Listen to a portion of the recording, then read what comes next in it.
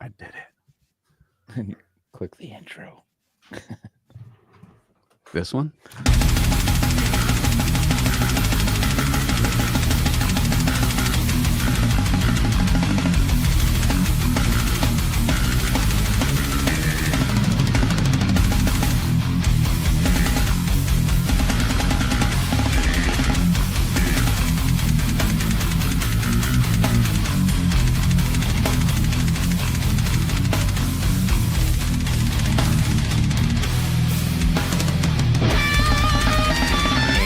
We are with you now.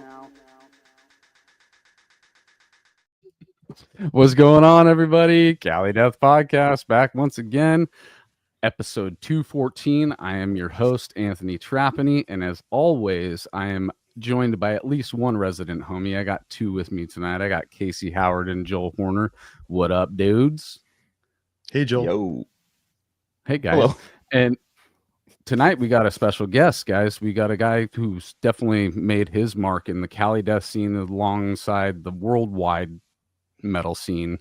We got Leon Del Muerte with us tonight. What's going on, Leon? How you doing? Good, brother. I know we're acting like we just met, right? Or just started talking right now. It's been like 20 minutes packed. Yeah, nothing awkward about it. Nice to meet you, sir. Yeah.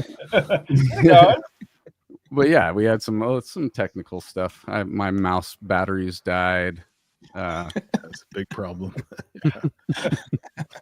Wait, so Yeah. I think we should let the world know that Anthony did his first intro. I started this one, guys. You did it, dude. Yeah, it's Which part of one? the whole thing. Which Fuck real yeah, quick, dude. I'll just use this that to plug Saturday. So Saturday at 11 a.m. You're gonna see a flyer on social media or whatever, but a special one-off episode I'm gonna be doing with the guys from Ingurgitating Oblivion. Hopefully, I'm not gonna say for sure, but there's might be a pop in by a guest that's been on our show a few times who's in that region of the world. So we might see a special someone on that episode too. But Ingurgitating Oblivion's been a band that has been on my radar for a very, very long time since their first full length. So when they put out their new one, I was like, yeah, dude, we got to get these guys on. Well, our time differences are crazy. And, sometimes the Europeans will sack up and just start at our normal time, like Lille. May have been talking about him earlier, but he, woke up at 6 or 7 to be. It's hard to get people on this show when we're talking to people around the world. So I decided that I'd just do the 11 a.m. Saturday, get them on. So it'll be like 8 o'clock their time. So yeah, 2:15 is going to be Ingurgitating Oblivion with me at the helm, trying to start and stop the thing correctly. So we'll see. You want to tune in on Saturday just to see how many times I fuck up as the overall host of the show and producer. We'll get some panic calls from Anthony or texts. Oh, dude. I'm sorry if I do that. I'm sorry if I do that, but I'm probably going to do that, dude. And it's actually really funny if you do it. It's good. It's good TV. It's good. When people fuck up, I always laugh. No, like the bloopers, and like you watch the bloopers of Step Brothers or whatever. They're always fucking amazing. The gag reel. Oh, that's gonna be a full gag reel, dude. Yeah. Probably, and I don't know how well they speak with English, so that might even be more of a gag too.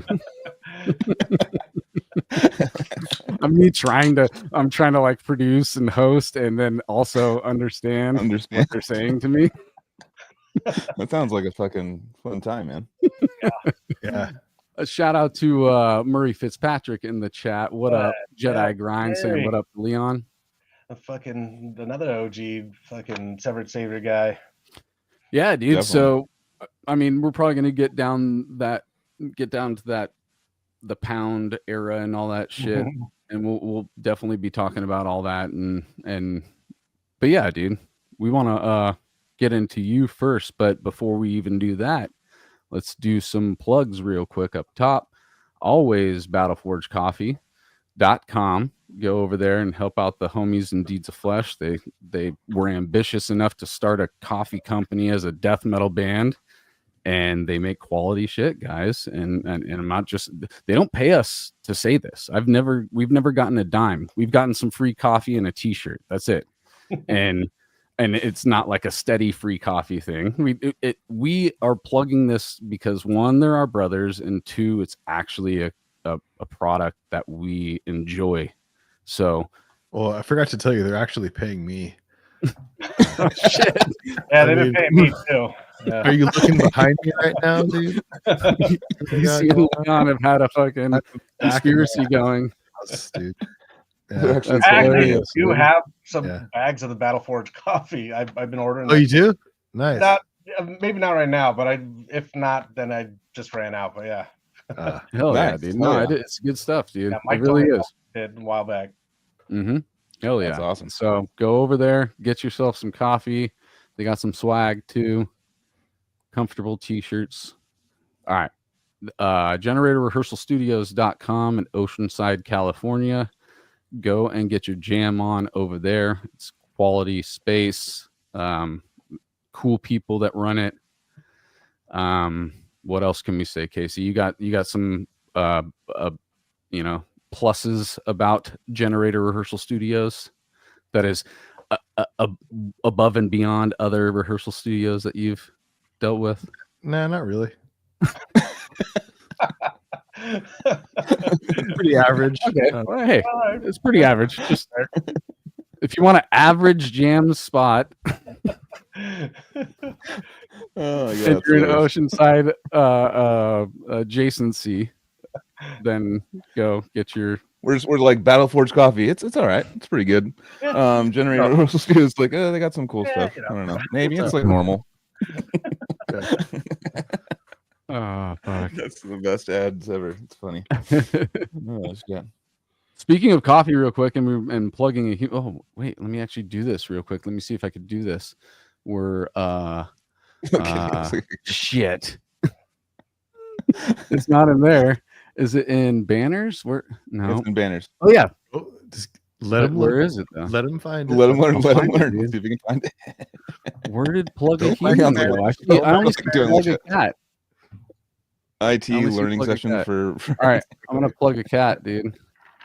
And this cat is a cool cat. His name is Tom Sundgren, and he does Capital Chaos TV. He actually hit me up today. Hey, on an earlier podcast, you talked about coffee and how to make it in a French press, and so I got super excited because somebody cared about my process, and I gave it to him. And he's going to start having better coffee in the morning. So I just plugged that cat, Tom. All right. Tomcat, what up? Didn't even think about that. All right. Let's get some Leon plugs in. Leon, where do you want What am I plugging? I'm playing 2 shows with Impaled this weekend. Playing at Erebus in Kelso, Washington, and the something old saloon or some shit in Seattle on Sunday. Northwest Massacre Fest or something like that, and that's on Saturday. And then Sunday is it's not Northwest Chair Fest, it's something else that's Northwest. I just can't remember the name of it right now. And the other one, the Disembowel God Fest. So yeah. All right. I love these names. Yeah. They're getting out there. They gotta stand out from the rest, from the pack, you know. Yeah, man. Well, disemboweling God, that's fucking sick as hell. I was just about to say, dude, that's such a bold fucking thing to say, dude. I know. I I mean, mean, if God was real, right. And he has bowels, you know. yeah. If he's real, yeah. that's hilarious. If Yeah. God was all powerful, but he still had to shit, you know? You gotta fucking proctologist too. What if it just turns out that God just doesn't get offended at all? Yeah, he's just like, whatever, that's cool, that's funny. Yeah. It's like Cubans get offended, so like we assume God gets offended, but he's God, so maybe He's he just just got a like really good sense doesn't of give a humor. fuck, you know? Yeah. Yeah, he's got an insane sense of humor. So you guys are He's just a cares? shredding You guys comedian. go crazy. He's just like, I don't give a fuck. You die and you get to heaven and God's quoting Louis C.K. and shit. You're He's just like high yeah, fiving dude. with pearly gates. I fucked up, dude. I should have been fucking Christian Catholic a long time ago, dude. Right. I know. We're I'm cool, like, right? God damn it. Yeah. I know. He's hip. Shit. What about like social media or other websites? You got your own website that you want people to hit? I do. It's delmuerte.com. Nice. That's my site. If you're ever trying to hire a fucking old man to play in your band. I also have beastmanaudio.com. That's my studio here. Nice. So yeah, that one still trying to. Beastman's been around now for 8 years ish, but just now kind of starting to open it up to the public and have people come in and That's right. record here and stuff. So still Speaking trying of to which, get my name out there. what is that booth behind you? Is that like a confession booth or is that like a Yeah, that's exactly what it is. I talked to God about my colonoscopy, so you know. I thought you were gonna say I'm actually a magician on the side, and I fucking this is my new trick I'm gonna be doing at that fucking Northwest Scene Fest, Disemboweling God Fest. Well, just to interject real quick, I remember when I saw Alice Cooper, like when it was like in high school, like I was like the late 90s, and he played at the fair, and like he did these disappearing acts like on stage. David was there, and he went into a booth like that, and then just poof, comes out on the other side of the stage on another booth, like all crazy deals. It was tech, dude. It was good. He really did transport. He's got himself. like 5 Alice Coopers backstage and just hanging out, ready to run like at a moment's notice. Fucking jump out of the back, you know. That's how I do just it. make an appearance real quick and just go like, oh, for a second before people can tell, and just like Alice Cooper goes take a shit. Fucking some other Alice Cooper comes running out. Hey! Alice Cooper. That's how they. That's actually how these. Dude, did we figure out why all these old guys are still touring and shit? Because they have multiple versions of themselves to go take breaks. It's like probably not that hard to hire another old guy to impersonate you. You know, they don't got work. Yeah. You see Hetfield when Metallica's playing. Have you ever seen him take a break where he goes to have like a cigar and eat a meal and shit? Yeah, that's the fucking life, dude. Fuck yeah. I mean, Gene Simmons does that, but he charges you $12,000 in order to be yeah, you have to pay him to be his impersonator. Yeah, exactly. Yeah. It's a little tricky. I don't know. Dude, what are you saving up for, dude? Well, I really want to be Gene Simmons fucking double. Oh, dude, he'd make so much money. So I stacked 10. I gotta make 2 more G's, dude, and I'll make it, dude. Yeah. But at that point you're already close enough to buy the fucking Kiss coffin too. So oh, that's right. Dude, there's a Kiss coffin. Shut the fuck up, dude. Oh, Dimebag's buried in one. Right. What? Yeah. Well, that makes sense. That makes sense. Yeah, and he's like the original like EVH. But if I would have known that, dude, I would have been like, they made a custom one. It's not like this is actually for sale, but it's for sale. Yeah, it's actually called the Kiss Casket with a K. So yeah, I'm looking at it right now. Wow, we gotta fucking pull this up, dude. Oh yeah, dude. I only know how to start and stop it. I refuse to. So no, dude. I'm just joking, dude. I'm just kidding. I refuse to. That'd be so fucked up for you guys. Like, nope, not doing anything. You got to do it all, Anthony. Oh no, the same design used for Vinnie. Vinnie Paul got one too. Oh man. Okay. That's a bummer. I've always hated Kiss. I'm sorry. Come on, yeah, I never liked it either, dude. And I understand, like what it did for certain people. Bill and Ted's God Love Gun. Yeah, there's some good songs, but it seems like it's more of a generational thing. Like a lot of the older cats, you have to be all about Kiss. You got to be an Xer or a late boomer or something. Right. That was a huge deal back then for that to come out. When you had all these options of like Iron Maiden and Metallica and stuff when you're younger, a lot of those people didn't have that, so they had Kiss, even though Kiss Jedi sucks, Grind's a dude. little older. Murray's a little older. Didn't Yeah, Murray knows, dude. Cheers, I mean, Murray. do you think it's the imagery more than anything? No, it's the music. It's terrible. No, I'm saying the imagery is what like people Yeah, that's were the bit. drawn to, and then that like I don't have twisted any them. problem with the imagery, really. It's the music. No, imagery's pretty what I'm cool. saying is back then at that time to have that imagery would make people want to pay attention, and then Oh yeah, they No, for are sure. kind of duped into liking the music because of the imagery. It's like Kiss saying more about rocking than actually rocking. Totally. Dude, JW Yeah, just came comment. through hard with the perfect Yeah. fucking thing, It's dude. the That's perfect. exactly what it is. The only I reason don't I like hate Kiss. I'm not I a got Kiss rock- fan, but I don't hate Kiss. I do like some Kiss songs. I'm sure. I've Sorry. always hated that shit, but like you hear it enough, and it's like there's a couple jams like fucking There is. Parasite. That's a sick fucking song. You know, Okay. they've got their moments. And They have like that's 5,000 songs. Detroit So Rock like City. one of them. Yeah. My opinion is you just gotta all get the somewhere. surface shit that I came across. You know, like if somebody who was into Kiss and knew my taste, I bet you somebody could find a Kiss song that I'd be like, all right, yeah, this is Yeah. my song right here. Yeah. I mean, they've shot in every fucking direction for like 50 years. They have to be right at least once, you know? Like, They're all disco, look, 70s rock. Right, I yeah. don't know, I mean, all this over is the place. Kiss is fucking sick, dude. I've never heard it. Oh, it's you've heard it. Fuck, what's that song? I Was Made for Loving You. Oh yeah. Uh, Oh, the That's disco shit. disco. Yeah, dude. Yeah, oh that's yeah, that's them. For some reason, I never Did think they that's still them. have the makeup during the disco era too? good makeup, but not the makeup. Probably. I think they didn't unmask until like the 80s or some shit, you know? That probably was like Yeah, that's so that was like Maybe probably the a 90s? crazy thing. I mean, Love Gun's funny, dude. That's a funny name. As like a Yeah. Slipknot fan, I was always looking to see if I could find one of them without their mask on, you know. So it totally makes You're a sense. kid that- just going like, "What the fuck, dude? They're real." Right. Kiss Unmasked came out in 1980. So I'm just saying. Damn, that Yeah. was -4. I was like 3. Fuck.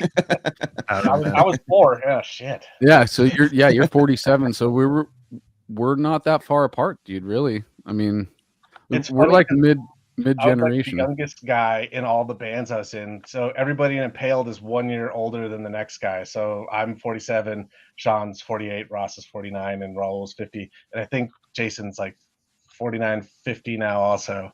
But yeah. Yeah, dude, I thought Murray was the same age as me. So like, you know, he is. yeah, 47, 48, 49, 50. Yeah. yeah. Old, basically. Yeah, dude. Fucking old. I just turned No, 42. can we, I'm like, yeah, can we talk? almost older. It's Go funny. ahead. Talk about like turning 40. Like, because it was funny. Like, Anthony was giving me. I just turned 40 in July, and Anthony was like, "Shut up, dude." I was like bitching about it a bunch. I'm like, dude, it's weird. Like when you're 40, there's like your brain like just knowing that number starts going like you're old and Knows, starts yeah. like kind of like Right. starts shitting on you a little bit. And Anthony Yeah. was like, "Shut the fuck up." Then he turned 40. And then freaked out and hit me up. Was like, dude, sucks, dude. What the fuck? This is terrible. It does, dude. Yeah. Right. It's all the you're on the thing. back half, you know, from there on out. So, Yeah, you know. exactly. Yeah, I was in a band when I turned 40. I was still in Nails, and like all those guys are about 4 to 12 years younger than me, and so they were like, it was like relentless for like a couple fucking weeks after. They're just like, oh, I can't believe you're 40. I was like, you're gonna get there too, motherfucker, or you don't.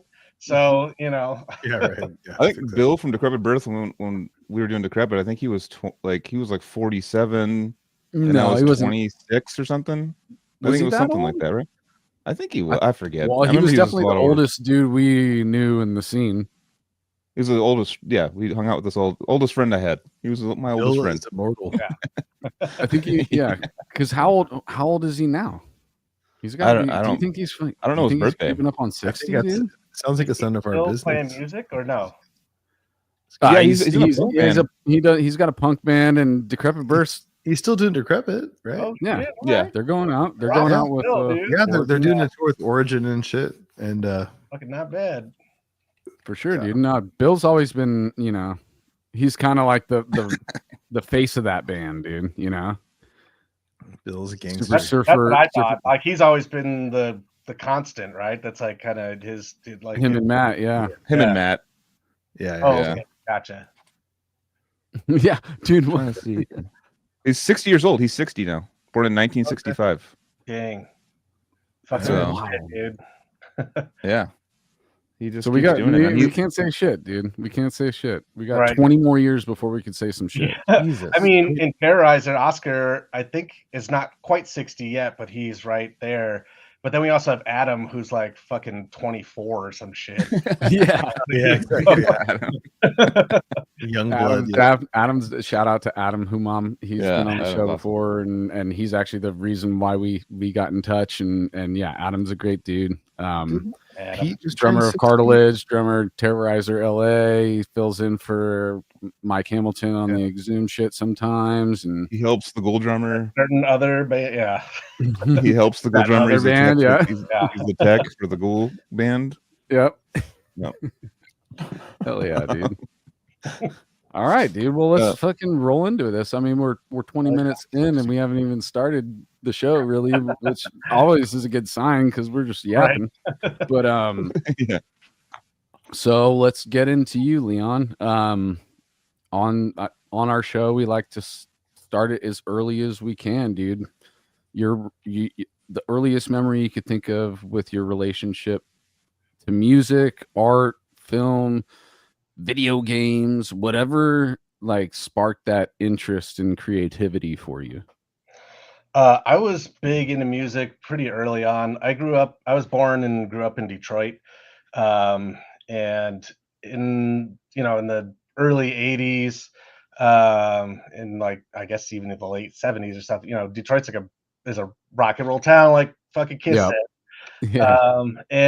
I when I was that age, like that, hip hop and rap was really popular then, and so I was really into like Run DMC and LL Cool J and the Fat Boys and stuff like that. Oh yeah.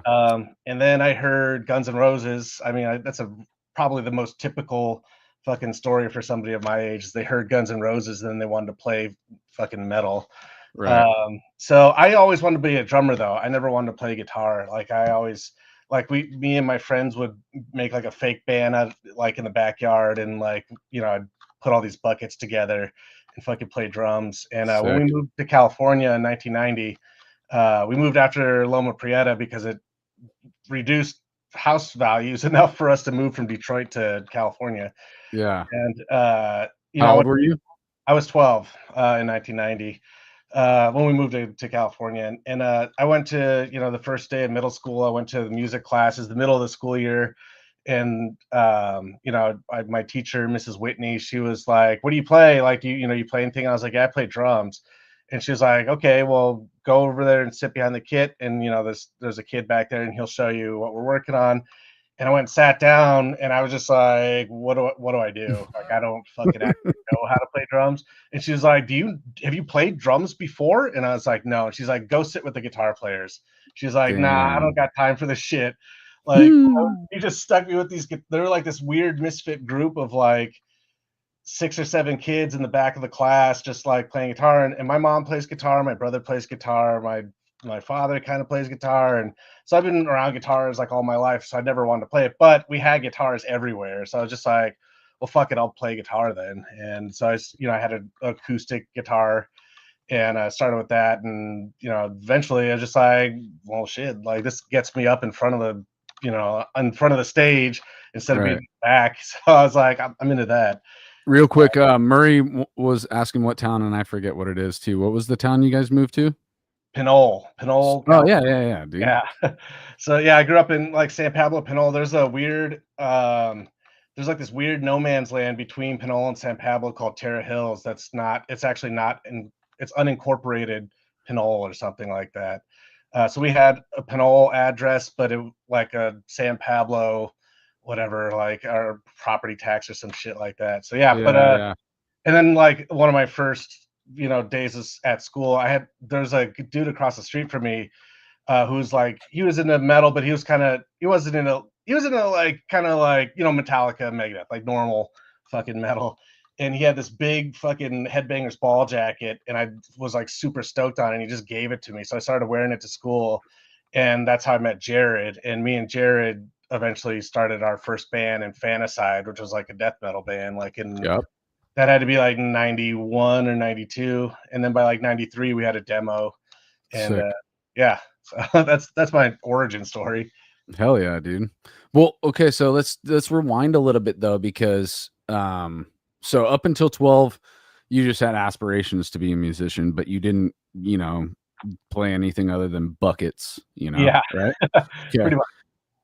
When talk about how like your taste in music evolved and what you were coming across from, consciousness to 12, was it parents music that they were playing, or did you have, neighbors, brothers, cousins, sisters that were playing music that you were into? Sure. So my brother is 9 years older than me. He was like a punk in the 70s, and so he didn't usually live with us because by the time we moved to California, he was already kind of living on his own and shit.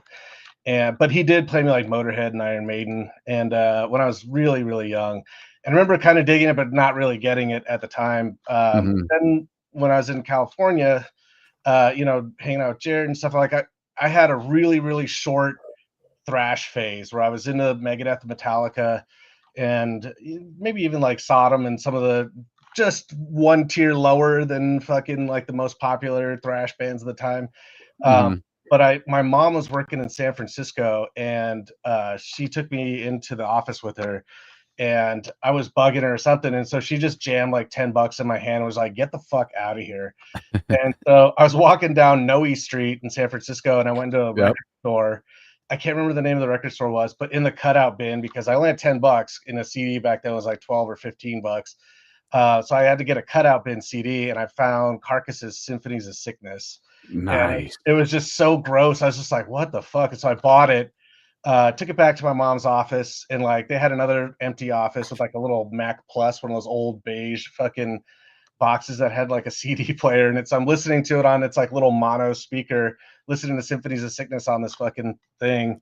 And at first I was just like, ugh, like this is, and I was like, I called my friend Damon, and I was like, bro, this shit, fuck it. I was like, have you ever heard of this band Carcass? And he's like, oh yeah, like they just play all the drums at the same time, and fucking the singer like puts the mic in his throat and like all this shit.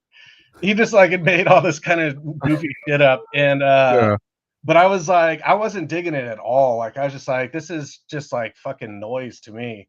But I don't know what kind of compelled me to like keep listening to it, and I was like, be at home playing fucking Battletoads on my Nintendo, and like listening to Carcass.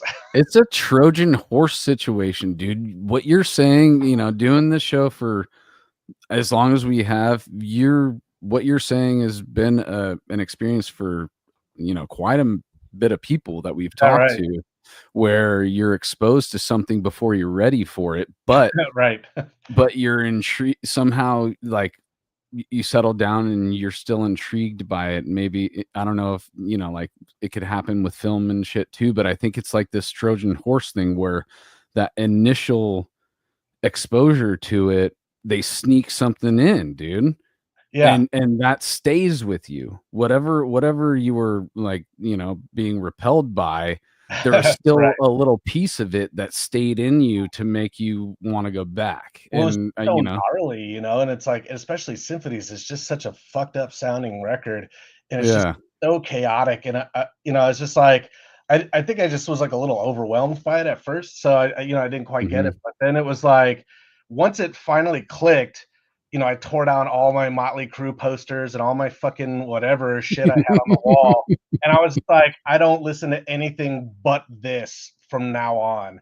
Like, this is it. Like, no fucking Metallica, like no Megadeth, none of this shit. I just want Carcass. And like, I would just go to Rasputin's or fucking Amoeba, and then just like, whatever they had that had a fucked up logo on it, I bought it. Like early At the Gate stuff and Carcass and Call Death, fucking all those early earache bands, you know, pretty much everything that you've all heard before. Yeah, But you start to follow record labels and Right. shit. Like my Yeah. version of that was Relapse. You know, anything with Relapse on it was totally just like, all right, Right. there's a good chance that I'm at least gonna respect this. So, and we would do the same thing. We'd go to those places, Amoeba, Rasputin, all these places, and have a set amount of money, and we would hit the bargain bins, dude. And sometimes a lot of times, dude, the bargain bin has the actual shit you're going to Yeah. look for. It was something that was too extreme for somebody else. So you were just like, you get Exactly. that, and then you're like,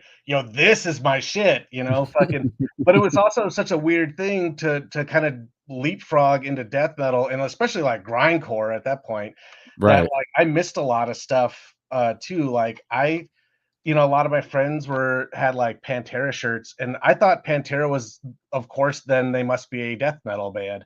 So I Yeah. went, bought a Pantera CD after I'd already been into Carcass and Napalm Death, and then, you know, I got in my car and I listened to like 20 seconds of it, and I fucking flipped a bitch and turned back around and parked and went back to Amoeba and returned it, and I was like, no, no, no, no, no, no.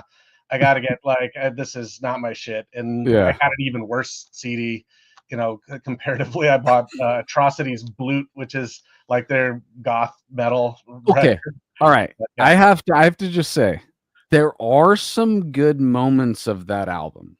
If you really listen to Blue, there are some sections of Oh, you're the talking about song. Blute? I thought you were gonna lecture me on Pantera. No, absolutely not, dude. No, I'm talking about Atrocity. Amazing. I'm talking Yeah. about that album. Really? Because, I didn't even give it a chance, man. I listened dude, to like 10 okay, I seconds of that shit. I understand was like, that first fuck. riff. I understand that first riff, that first 20 seconds or whatever of that Yeah. album. Yes, you, especially if you've listened to Hallucinations And like, what's yeah, the other one after that? yeah. Something of Death. That in English, but it's like starts with a T. Oh, But that's that one's actually the best one yeah. That's with the one I had the heard rose already. on the cover. Yeah. That's the one I knew, and that's the reason I wanted to get Blute, and I was like, you know, it's like it was such a disappointment. Dude, I You're mean, probably I right. They probably understand made it. some shit on it. If you sit in it enough, you'll find that there are still elements of that band just sprinkled in it. But yes, I understand how disappointing that album would be after. I could give it another go. You know, it's been Yeah, long dude. enough. I'm just saying. I'm not praising it, and I'm not saying that you Sure. definitely need to. But if Yeah. you give it a respin, you might find some elements in there. You're like, okay, My tastes are a little broader these days also. So it's like at yeah, that time, I did not want to hear no fucking clean guitars and shit, no singing. I wanted bands that sounded as bad or worse than Carcass. So mm-hmm. All right, so so you just dove right in, dude. It was fucking swan dive into the yeah, deep end for straight you, into the deep basically. end. I started tape trading. Fucking, I started, you know, I started getting to be friends with like Europeans and stuff, and you know, tape trading, and like really early on, I went to a Cannibal Corpse show at the Stone in San Francisco, and Mhm. there was a dude just passing out tapes. It just said DCA, Death Chamber Audio. I will never forget that because that was like my gateway to even deeper underground because they on that tape he had Demolik, like really early Marduk, like fucking Morgue and man, I'm really early dissection stuff like Oh, that. shit. And so I was just like, whoa, man, there's like all this weird shit happening in Europe. I was especially drawn to Demolik. Like I fucking love Demolik. I still love Demolik. That record is like, Hell yeah. you know, a 10-10 fucking perfect top 3 record for me. Um, Sick. you know, I started writing to those guys and tape trading and stuff. And, you know, they would turn me like, you know, and when you would tape trade back in those days, like, you know, they would stuff the envelope full of flyers for other bands. And so any band that had a cool logo, I would just like write to them and get their demo or, you know, fucking go find it at the record store or whatever. Like I didn't do a whole lot of like special orders from like Amoeba or anything like that. I knew I guess I found out later that I could have done that. Mhm. But yeah, Were you I would buying zines, like yeah, magazines and shit like that totally. too? Yeah, Yeah. like man, I'm trying to remember some of the names of them. There's definitely one I remember the name of, but I can't repeat it. But that one had a lot of like there would be like personal type ads in the back, like not personal ads, but like just people that want to be pen pals with other people that were into certain bands and stuff. And so because I really liked the European stuff and I wasn't super crazy about the American stuff at that time. I was pen pals with a lot of Europeans who turned me on to a lot of weird European bands. And also like I just started meeting like a lot of people who they weren't in big bands yet, but they would be in like Tony Laureano was like a guy I used to tape trade with a long time ago. And like he went on to play in like Nile and I think he played in Megadeth for a little while before Dirk. Damn. Like shit like that. Dirk is a guy that I somehow got a hold of, I think in the early days of the internet. And Right. I definitely leapfrogged like over the deeper thrash elements, like straight into death metal grindcore. Mm-hmm. Okay, so and what age was that then? That probably would have been like 15, 16. I mean, actually probably earlier than that, because when Jared and I first formed Infanticide, I was 14. So, it's probably maybe more like 13, 14, which is kind of weird thinking of like a 13 or 14-year-old writing to like these European adults asking them for their demos and shit. But I mean, I guess that it must have been because like we were like that. I don't think it's that weird because we've had other guys, sure, legends that have been on had this similar tape trading situation, and and like Adam would have been like me to an older guy. Like Adam was a guy that like I think I met him outside of a show when he was like 14 or something. And yeah, he was dude, fucking annoying, and I was just like, oh, this kid. And then like he kind of grew up a little bit, and he's one of the most likable guys ever. Oh, yeah. But He's great, he was a little bit of a punisher back then. Yeah. But he was because he was so into it. Right. He was so fresh. Like, and if you look back at yourself at 14 and I would have been worse. Yeah. And luckily he had his brother and that's what it's all about, having that, that older, closer person that, kind of just like feeds you the stuff. And then you get and then all of a sudden now you're just on the tit, dude. And I'm just like, I got to keep sucking on it, yeah. There's no getting away from it once you go down that rabbit hole, And it was kind of a funny, weird experience also that I had around that same age. Like when I was 17, after I graduated a year early, but when I was 17, I was deep in the tape trading thing. And somebody had sent me a tape, and I just got my first job, and I put the tape on pause, and I went to work, and I came back, and my dad was standing in the driveway, and he was like, "Hey, we got to talk, man." I thought I think I was driving on a suspended license, and I thought he was going to bitch me out about it, but the motor in my tape player burnt out and burned the house down. So I lost everything that I owned. Like it was just my room, which was the garage. The whole garage is burnt down completely. And shut the fuck up. Wait, what was the tape again? It was Satiricon's Dark Medieval Times. Not even a good record either. Like that record sucked. Like it's not even the Shadow Throne or one of the good ones. It's man. So the shitty record burned down my garage. But the upshot of that all was that we started to get. My dad was like, he's a real fuck the system kind of guy. So he was like, hey, tell him you had a fucking, $3,000 guitar in there. Tell him you had a safe full of money. Tell him your computer is worth like $8,000, whatever. Your dad's a G, bro. Your dad's a fucking G.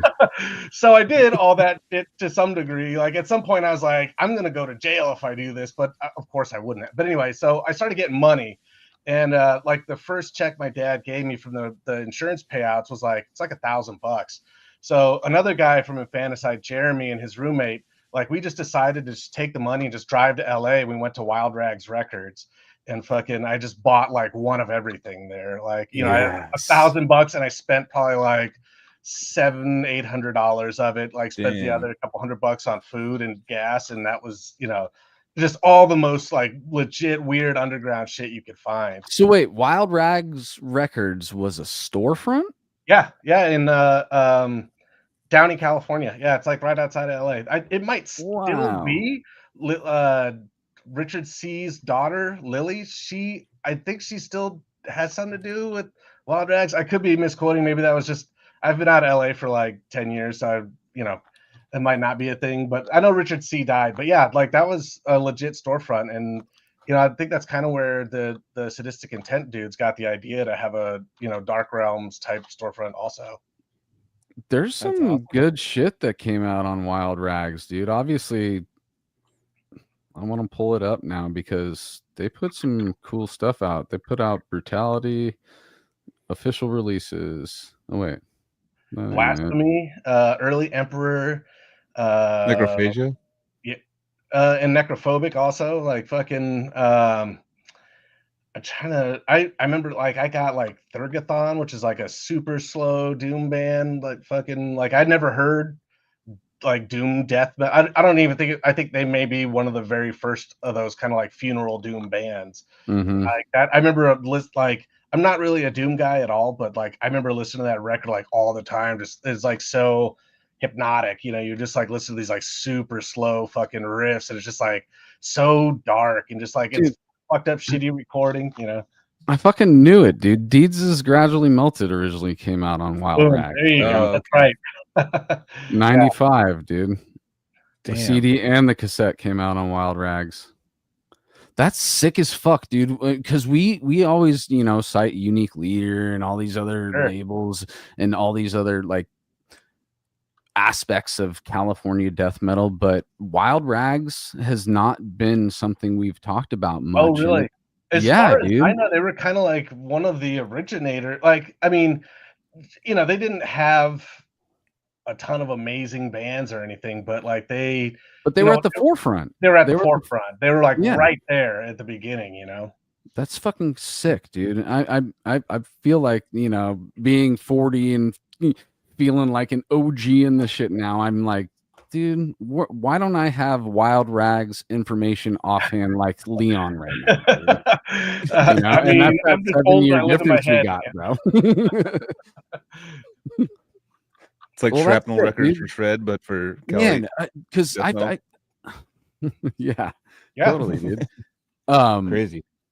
That feeling of having a stack and knowing that you just want all that physical media, bro. Hours. That's something that I've been trying to chase in my adulthood for quite some time now, and every time I come up short now, dude, like all the places we used to go to, it all sucks now. I haven't gone to Amoeba in San Francisco in a while, but everything else sucks now, dude. Like going to fucking record stores at all because it's like I don't have a CD player, I don't have a tape deck anymore. I have a record player that I never use, but I listen to mostly MP3s, FLACs, whatever. It's convenience, dude. I know it's like we succumb to the convenience of the modern day. I mean, even MP3s are pretty old. I really actually mostly listen to like Apple Music and fucking Spotify, which is like I hate to fucking admit it because it's the worst.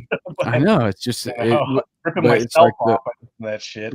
If you want to add a soundtrack to your hustle and bustle, that's the quickest way you can do it. Exactly. They got the algorithm worked out pretty well, and I hate to give them any props whatsoever, but this shit works, I know. But I've been on Spotify since like 2014 or something when it first came out, 2013 or 14, and I was like, what? This is like. I thought at first it was something that you just uploaded your iTunes stuff to, and that you could just have it on there online anywhere. It's kind of like what I thought originally it was, because you could just upload when it first came out. You just upload stuff to it. I was like, this is amazing, and just I've literally been paying since 2014, like $4 a month at the beginning, and now it's like 10. But it's tough because it's so fucking easy. But one thing that's a bummer about it is like, it's kind of like what Guttural Reef said. Like it's kind of like it kills euphoria when you get such easy access to stuff. That whole going to the record store, we talked about this a million times, but it's so easy. It's like, oh, they dropped a song last night, and you're just in the morning, and you're like, I work from home a lot, and I'll just listen to their new album they work so hard on.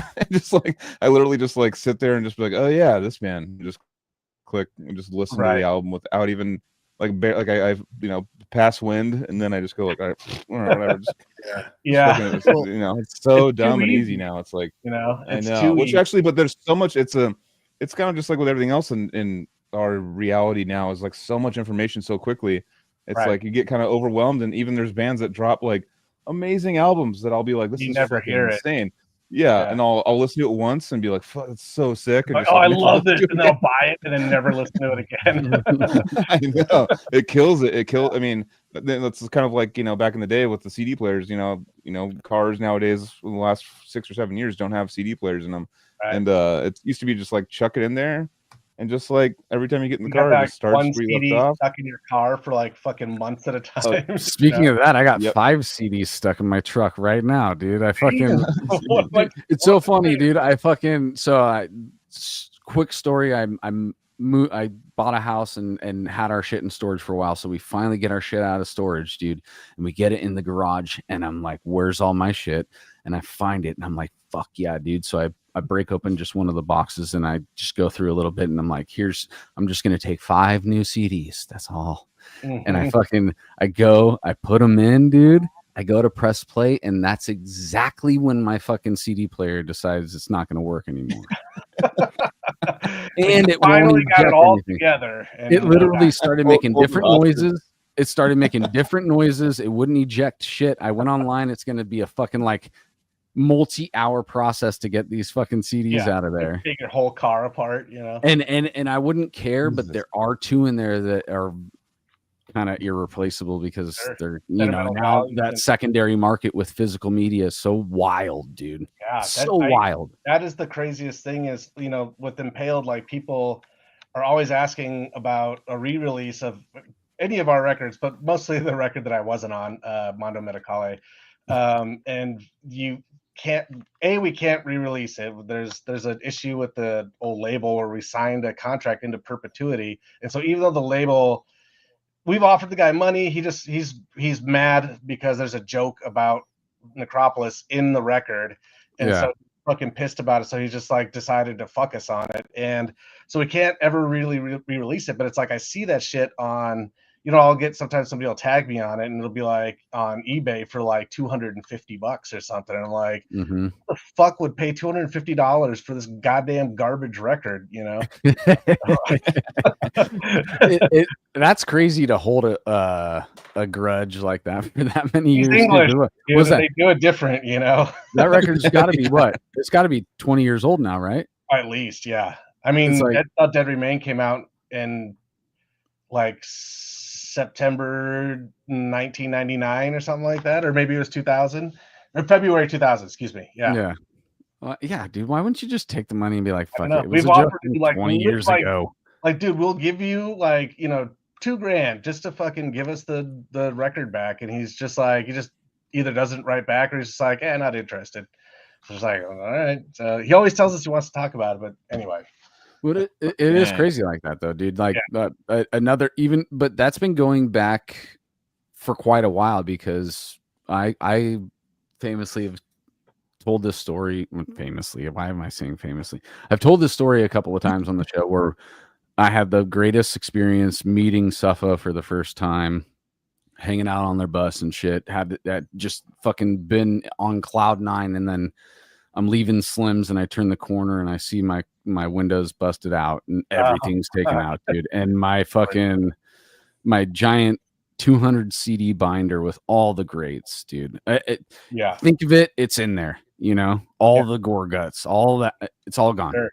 It's funny that happened to me too at where Soundwave is in Oakland, Soundwave rehearsal. Yeah. Impaled was there for 26 years or something, but back when I was in the band originally, we pulled up, parked there, and I left my CD binder in the back of Sean's car, and then we came back out, and like that was the only thing they took, or something like that, or maybe it was a backpack, or something. I was just like, at that time, I didn't have the money to replace, 250 CDs or whatever. That's before MP3s. That's all before fucking the iPods and all that shit, dude. Right. When we had to carry around our shit, and that was like our prized possession, dude. It really was our prized possession. It was like an extension of us at that time. Oh, I would judge people by their fucking CD booklets for sure. Most definitely. Didn't have like anything I liked, and I was like, this guy's a fucking poser, dude. yeah.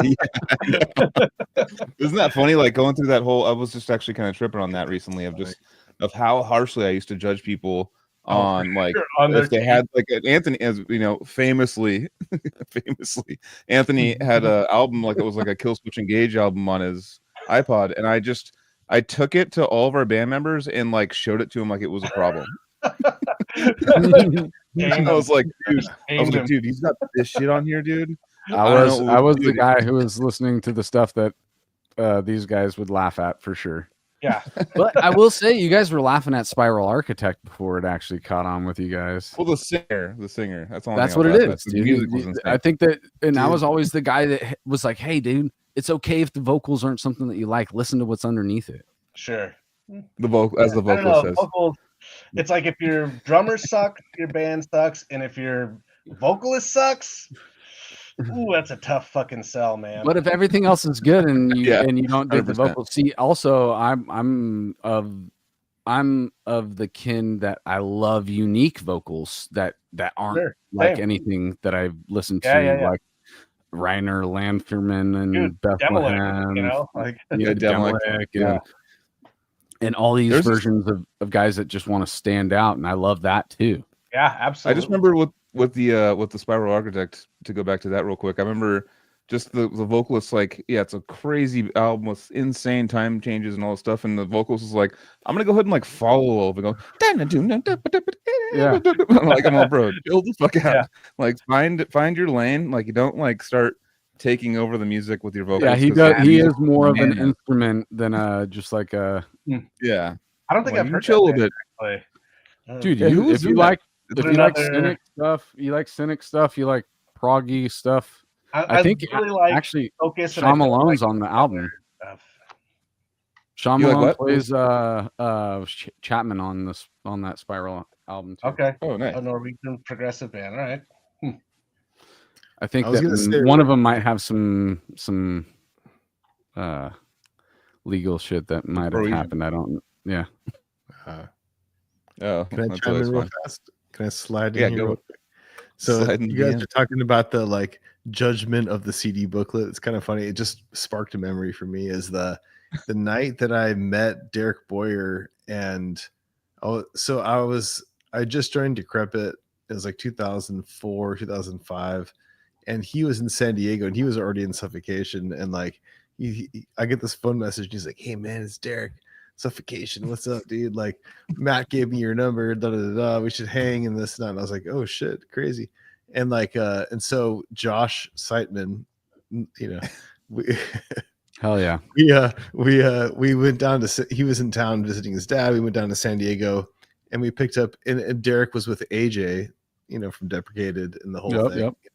And so, and somehow we were hanging down there. We ended up in my car, and I was driving or something, and AJ, I remember him like looking through my CD booklet. I had one of those, like, and he just saw like looking through all my CDs, and he's like, "You got to stop listening to all this death metal fucking shit. You got to like listen to all other kind of music." And I was like, of course, I totally listened to a ton of other music, but somehow I just had a bunch of death metal like this in the CD booklet. You have like your different booklets, your death metal booklet. Yeah, I know exactly. Yeah. I was like, I don't know. But it was only a single pane booklet. It wasn't like the quadruple, like the big one. You're like, I'm not gonna bring my jazz booklet to a death metal. No, it's not even that, dude. It's not even that. There's like the booklet you want the death metal people to see. Yeah, right. Like there's back then there's you actually listen to. There's everything else. And then there's everything else. There's the one that you want people like funny. Someone like Derek Boyer when you're a kid come in to like oh damn, you got this, fuck yeah, fuck, you want that. Yeah, and you want that to be like sitting on your fucking front seat like at all times. Be like, yeah, dude, this is right. Yeah. Do all day. This is what I live. It's funny, good. Like this is how I am, dude. Like AJ just being like, "Oh, you got to stop listening to all this death. You got to listen to other kinds of music. It's like it's all death metal, you know." And like AJ, like discourage vocalist. Yeah, I'm like, dude, like it was like so funny because I was like, dude, I listened to all kinds of. It was just so funny, dude. It's explain to him now, like he like he reverse psychology. You're like, no, dude, I actually listen to like a little, like super weak stuff, dude. Like I listen to like kind of like out yourself as a like poster. Yeah. Then he catches you, I got you. Yeah, right. I was like, dude, I love Yanni. You know, there's no Yanni in here. Dude. hell? I mean, I did hang out for those infomercials back in the day, the Yanni fucking guitar infomercials. Didn't he do those? That's the Yanni? guy with the fingernails, right? No, Yanni was like no, a Yanni- band player or Yanni- something, right? Yeah, no, dude. Yeah, Oh, Yanni shit, I'm wasn't a thinking of guitar a different guy. There was I a know what guy you're talking that, about. There's a guy that was like a Spanish guitar player that would sell this cheap ass Spanish guitar at night. yep, Is that what you're talking about? yep, He looked like exactly what Zorro. I'm talking Like about, Zorro. dude. That's Yep, it. yep, Esteban. that's him, dude. Esteban. That was it. Esteban, I dude. said Zorro, but- Esteban. By the way, hilarious, Kenny dude. G rips. Shout out the Reef coming through with the I know, info. damn, that's an insane callback. All right. Anyways, Anyway. getting back into the timeline or something. All right, so my computer died we for a were second. at the Wild Rags story. So Oh yeah. yeah. So yeah, so I bought a ton of shit. I spent like a fucking week listening to all that stuff, and that also kind of pushed me further into the tape trading thing, and that might have been what kind of was the catalyst for me to get into tape trading, was going to Wild Rags, because I remember he gave me a box with all the CDs and tapes in it, and fucking he filled it with a bunch of Wild Rags flyers, and I don't think I had actually seen that just yet. And so yeah, I started writing to any band that had a cool logo. I was just like, whatever, dude, fucking let's hear this shit. And Yeah. like some of it was great and some of it was not so great, but at the time I think most of it was like I was just like yes, like more of whatever the fuck this is. Like I just wanted Can you think of one tape that you got during trading that blew your fucking socks off? The first one that you think that you're just like, oh, dude, this is why I'm tape trading right now, is to find a gem like this. Man, there's a lot of bands that I heard that became bigger. Like I said, I heard that early Dissection stuff. That was like a big one for me. Demolic also. I'm trying to think of like a demo that I got at that time that I just listened to over and over again. There is definitely something, but it's just not coming to me right this second. But man, fuck.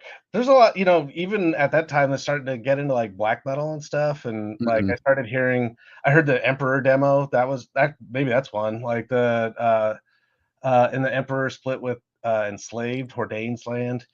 There was a bunch of stuff back then that I wasn't one of those dudes who was like, I will never listen to fucking black metal. I was just like, I get bored pretty easily, so I was just like, cool, like death metal. Like I was into this super hard for 2 years, and now I'm like super into black. Like there's some of those like early Exhumed pictures are super fucking lame because I'm wearing like a Satyricon Norwegian flag shirt, and it's like so fucking cringy. But like I wasn't one of those dudes who tried to start speaking Norwegian or something. But I mean, wearing the Norwegian flag shirt is just as fucking bad,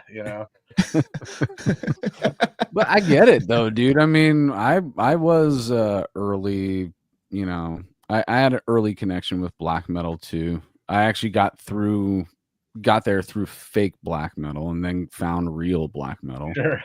Yeah. I think it was Cradle or Demu that made me start digging and realize what black metal actually was, and yeah, when you make a connection to something like that, I mean, I don't want to make this like a giant black metal conversation, but it is, at least at its core and when it started, was totally unique to anything else on the planet. Right, and it was super dark, and it was just like I remember it creeping me out and just being like, "Oh man, this is like," I was genuinely like that early Emperor stuff. It's like if you listen to that early shit, it's so easy. Like it's like it's all like really fucking. It's like not even harmonic minor. It's not even. It's really like pentatonic-y stuff, and you're just like what the fuck? Why did I think this was so creepy? But it's just like. Just had its own vibe, it was just a different vibe from everything else, and it was like it was the atmosphere that came with it. Exactly, and at that time too, I thought in '96, there's a lot of death metal. That was like a super boom time for death metal, and not all of it was good either. So I was just like, I was kind of looking for something else at that point, I think, and I was like, man, this black metal shit's making me feel funny, so. I think I'm gonna dig on this for a little while, you know, just like, ugh, it's so gross and just like grimy fucking shitty production, you know, You stop recorded. you stop showering every day. Yeah, right. I mean, it's a meme now, but I lived it in the day. That is funny. It's kind of like the search for more extreme when you're younger. It's like, all right, death metal's crazy, like all this stuff's crazy, and then you're kind of just like, what's more crazy? You know, it's because Yeah, you go what's gore next? grind and stuff. When you're younger, you like, you know, try to find like the most grindy, like gnarliest lyrics you can find that are the Right. most disgusting and shit. Then you find black metal, and it kind of gives you this whole like a different type of like evil and like that you're just like, all right, this shit's like, this is I'm gonna show my friends this, dude. as a I'm gonna bring this to the teenager, party. I thought it was like legitimately scary, you know, like it was Yeah. like, you know, I mean, you know, there's like, you know, bands that have like affected me in that kind of way. Like I remember reading Autopsy and like Abscess lyrics like way back in the day and just being like, oh God, what the fuck is wrong with these guys? And just being like, God, that is so fucking gross. And just being like, I fucking love it. I know, And isn't that like, fucking you strange? know? It's just like you get attuned to the ick and you like it. Right.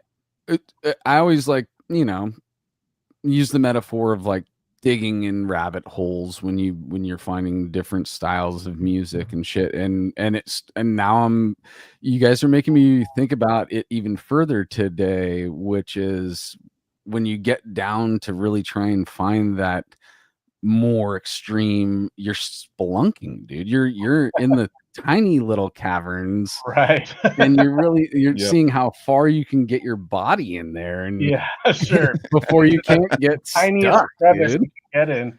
Yeah, I mean, I even, you know, I dig on shit like, you know, like Last Days of Humanity scratches an itch for me sometimes too. Or it's just like, you know, they have weirdly long songs for like, you know, fucking low E tuned gore grind, but like, Those are endurance runs, dude. yeah, For right. the Just hearing a listener, guy blast for 6 minutes straight at like 220 BPM, even though you know that's kind of not shit these days, but like, whew, dude. it's an endurance thing on both ends too, for Yeah, the right. for the Listening to musicians to execute it, and then being the listener on the other end. You have to. It's not really force yourself, but it's a test of your what you can take, really. right. Yeah. Yeah, because it's fucked up. I mean, Yeah. you know, it's a hard listen, you know. Like somebody gets in your car and you're listening to that shit, they're just gonna be like, I don't think I like this dude anymore. Like this shit sucks. Isn't it funny? Like it's still to this day, like you know, when people, you know, they tell you stuff like, you know, well, I like the music is good, but or Oh it's like yeah. it's I don't like the and then vocal. but the vocals I just can't Yeah. get, you know, Mhm. and the amount of hoops that because we've all, I mean, I feel like we've all been through the hoop of like when you first hear the kind of more aggressive vocals, you're like, geez, what the fuck is what's Well, going that on was there? You know, Carcass it's like for Leon. Carcass was his yeah, first introduction, which is some very extreme vocals. Yeah. yeah, That shit, no, You know? definitely. you know? Yeah. Yeah, no, that was definitely pushing the times for God, I have so many Carcass stories. We played a bunch of shows with them. But as far as like that style of vocals though, like kind of well, my brother who's actually texting me right now. My brother back in the day was Synchronicity. like, you know, early 90s death metal. He was super like, you know, he's 8 years older than me, so he's 48. He was like, you know, long hair, fucking Cannibal Corpse, Eating Back to Life shirt in like 94, you know, like he was like going to my mom's work with that shit on. Sure. And she was like working at a law office as like a secretary and just have Even like better. two corpses eating, like, you know, performing oral sex. And Yeah. he was like, and as a kid, I was like, what the fuck? And my dad was a musician too. So my dad was kind of like, I don't know what the fuck that shit sucks. He was like in my ears, like shit sucks. Like, don't deal with it. Cause he was like into like, you know, Steve Vai and like a bunch of cool. He's like, I already lost you know, one of real you. I'm not gonna. I already lost one of you to Satan. I'm and gonna try and funny. keep. It's funny the process though to get there though. It's like, you know, Yeah. you know, it slowly went up a little bit to like, you know, late 90s to like Korn, and then like got up to like, you know, started stepping up, and then all of a sudden like certain vocals were okay with me. I mean, actually, to be honest with you, that it's gonna sound silly, but that Life is Peachy album, or the, you know, he does the scatting kind of stuff. Mhm. At first I was like, this is hilarious. And then And then I was like, this is totally normal. And then I went to like, and I know you like slowly like your brain like it's it starts getting like you know like I've heard. That's the normal Exactly. way in, but then you also got a Leon who just dove right in, and I know mean, that was just a random shot, man. It's like if that cover hadn't been the most fucked up thing I had ever seen at that point, I'd be just a fucking poser now. I mean, I am a poser, but fucking like, but like we're all a posers. real We're one. all You know? posers. I would have stopped at Megadeth and just been like, yeah, that shit's too heavy for me. There's probably a high percentage of the people who know who I am call me a poser because I wear flip-flops on stage and I'm wearing a fucking basketball jersey right now, you know? Yo, I got old man fucking New Balance shoes that I wear on stage. So. Dude, that's what's up. That's sick. To me, that's sick as fuck now that I'm like, once you hit 40, like New Balances, my dad's wore my whole life, or, you know, for as long as I can remember. And I'm like, those are fucking comfortable ass shoes, dude. Fucking props. I get it, dude. Yeah, It makes I get sense. it now. Like, wear sure. Yeah. Yeah. I mean, they look insane. There's something that, but like, there's something that happens in our brain where we start to stop caring about what other people think about how we look versus how we are comfortable. Not being a poser is when you just stop giving a I fuck. know. We were posers our whole life, dude, until we got like old enough for like, fuck it. What people think, you're still a poser, me included, you know. That's so funny. I mean, it's just like our whole lives fighting posers. 20 years ago, but you know, yeah, our whole life is like our nightmares being a poser. Then now we're just we hit a certain age, it's like whatever, dude. I'm a fucking poser. I don't give a shit. Yeah, dude. Just whatever. I'll tattoo poser on me, dude. I don't give a fuck. I don't. Yeah, I cop to being a poser, dude. It's fine. I stopped giving a fuck. That's really what it is, dude. It really start is. the most brutal death metal band and name it Poser, though. That would be like, that's just like be like the toughest band, like the sickest riffs, and just be like, we're called Poser, dude. We're posers or posers. We got to make it an acronym though. So what would it stand for? Right. Oh god, that's a long one to. Oof, people of people of suspicious, shitty, suspicious. That's a good one. People of suspicious. E is hard. Earned ranks. People of suspicious earned ranks. There you go. People of suspicious earned ranks. There you go. Oh, poser. Yeah, dude. I mean, it kind of the longer you think about it, it could work, dude. Yeah, totally. You know, it's funny. Keith and I had written some music and together, and we're like, we should do a band or something, just like, you know. And we're like, you know, we kind of put the cart before the horse a little bit because we only had like, you know, a song. We write together all the time, like the stuff that's in the videos and shit. And Keith Merrow. I'm sorry, Keith Merrow. Pardon me. Yeah. And he was like, he like texted me in the middle of the night once. He's just like, I know what we should call it, dude. We should call this band Buffoon. And I was just like, dude, that is like.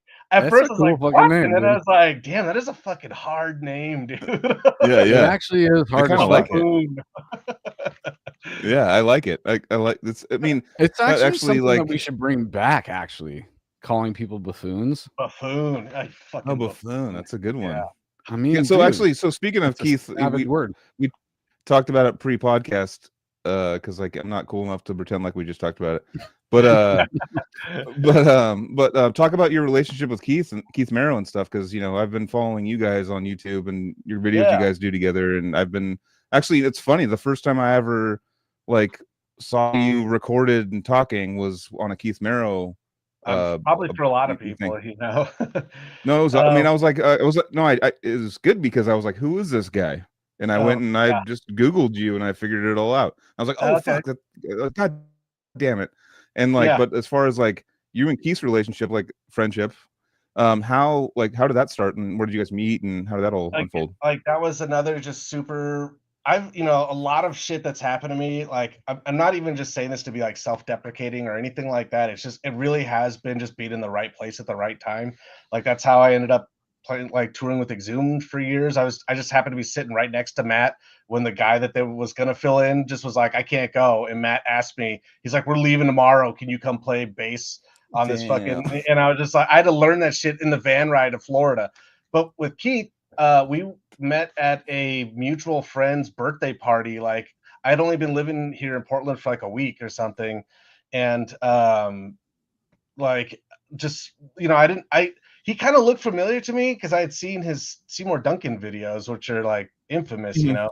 Yep. And Yep. so I was like, I had started kind of, I didn't know, it was weird. It was a weird table full of people. It was members of Cannibal Corpse, Agalloch, Keith Merrow, and like our significant others.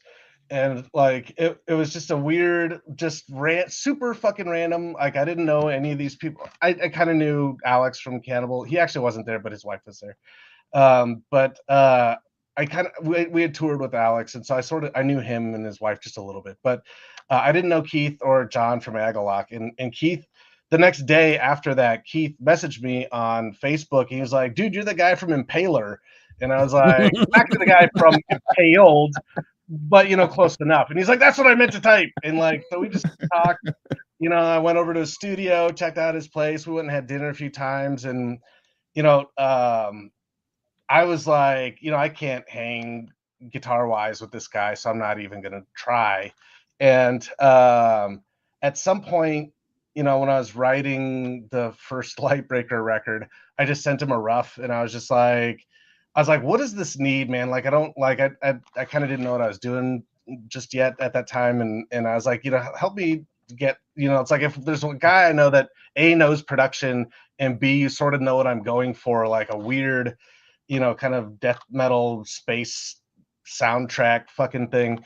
Like, you know, what is like, what can I do? And he was just like, I remember he like took, you know, it's like a half an hour long, and he took a minute to write back. And he was like, "Oh, dude, I didn't know you knew how to play guitar." And I was just like, like, or maybe it's like, "I didn't know you knew how to play guitar like that." And I was like, or something like that. And I was like, which was a very nice thing for him to say. Yeah. But you know, Mhm. I was just like, you know, so we talked it through and stuff, and he helped me. He didn't really have anything to do with the writing or anything like that, but you know, he gave me some notes and whatever. But then, like, you know, we started. He had me on the YouTube channel, and you know, we were just kind of, you know, I'm like playing guitar, and he was just like, "What do you got going on over there?" And I was like, you know, showing him what I'm playing. He's showing me, he like showed me like, I remember he played a riff, and I was like, "That is one of the sickest riffs I've ever heard. How do you fucking play that?" It was a Conquering Dystopia riff, and it's like Oh it's yeah. literally like it's like he gets all the way from fucking like, you know, low A all the way up to like a fucking with this pinky like right on fucking, you know, the high E, and it's like, dude, Mhm. fuck off. Like, I'm not gonna pick this. Like, and he's just like, "Yeah, I'll slow it down." I'm like, "No, no, no, no, no, just fucking, it's fine." But you know, as we started playing more and more together, I was like, okay, like, you know, he could see that I can play guitar. I'm not as clean and as precise as he is, and also he's like just a real different kind of dude in terms of his writing style. So it's really, you know, when he writes stuff, I'm always just because he rarely repeats stuff exactly the same way. So he'll repeat a part in a riff, but he won't play like the tag on the end of it will be different or something like that. And he'll do that four Yeah, yeah. different times or something like that. And it's like, Yeah. so I'm kind of more of a meat and potatoes riff writer where I'm like, okay, this riff goes 4 times. Maybe on the D version of it, we'll change it a little bit or whatever. Mhm. And so, you know, just playing with him for a while, and, you know, we've written some stuff together, and we did recently we did like a song for Personas. It's super basic, but it was kind of more so that we could give that session to people, and then they could like it wasn't going to be like they weren't going to hear it and be like, Jesus fucking Christ, like I can't play this or whatever, Mhm. or just like we Mhm. didn't want to we wanted it to be like, you know, kind of like Accessible. yeah, exactly, that's the word I'm looking for. Yeah. So you know, that's how we met, and that's how we've been. You know, we still don't really actually like have a band together or anything, but we write music together like all the time. Like all those Down to the Marrow videos, almost all of them are collaborative. There's a couple where he just did everything, and there's a couple where I did most of it. But for the most part, like we would just sit there, like, I mean, we'll just be like, you know, right, like playing some super cheesy 80s fucking thing, and then just be like, this is so dumb, let's just speed it up 10 times and then call it a thrash riff. And it's like, that totally works. Like it shouldn't, but it does. And like, stuff like Nice. that. You know, we just kind of like crack each other up more or less, like when we write. I mean, Yeah, that's what it's all about, dude. Yeah, exactly. Like it's Having fun while you're doing it and being stoked on what's coming out of that. right. I mean, and some of them are like, some of the stuff we've written is like intentionally, like the thrash episode. One of my favorite episodes is like Mhm. that song we wrote was like, it's really goofy, but it's like it's still like a kind of pretty legit thrash song. Like Yeah. if I had heard it Yeah. back in the day, I would have been like, "Who's this fucking band?" Like I would buy Sick. it. You know. Totally. No, that's cool. So I- I mean, with you and Keith like doing all that stuff and in the videos and stuff, I know that I was digging it. I was digging what you guys were doing, like watching it. Like it's funny because I subscribe and I don't see, even when I searched for it today, you guys he posted you guys a video together like 3 weeks ago, and I was Oh, like, yeah. fuck, dude, I want this to show up on my goddamn front page. And like, I know. because I've been following Keith for so long with like, like Did you said, the you hit the Super bell? Ducking, like the Yeah, videos it's and the stuff. biggest complaint that people who follow. I mean, I don't have any following on YouTube, but he does, and he's like, dude, he's like, it's so frustrating that like every time we release something, it's like it should go out to his entire like 115,000 followers or whatever, Yeah. and it doesn't. Like the thing I hear most often about the videos is like, oh, I didn't even know you guys had like 4 new videos up or whatever, and it's like, What? Yeah. Yeah. and What they're is this? old, you know? Okay. So, and we don't do the whole everybody like and subscribe. You don't really Right. hear us doing that in the intro, kind of in a purpose, like on purpose, because it kind of is pointless, dude. Like, Yeah. Right. at It doesn't this work level, anymore. at least. But I mean, obviously, our numbers are way smaller than 115,000. But I mean, it wouldn't matter either way because it's like you're it's, following. yeah, on, to get at notifications. scale, it kind of is all kind of relative. And why is there this platform that there is this like and subscribe Right. notification thing that is That doesn't it's work. kind of like a veil, but then Yeah. there really is just like a system behind that is somewhat more strategic than Right. It doesn't. for- It's really counterintuitive because the YouTube wants you to make content every day. And if you don't make content every day, you fall in like an internal ranking system.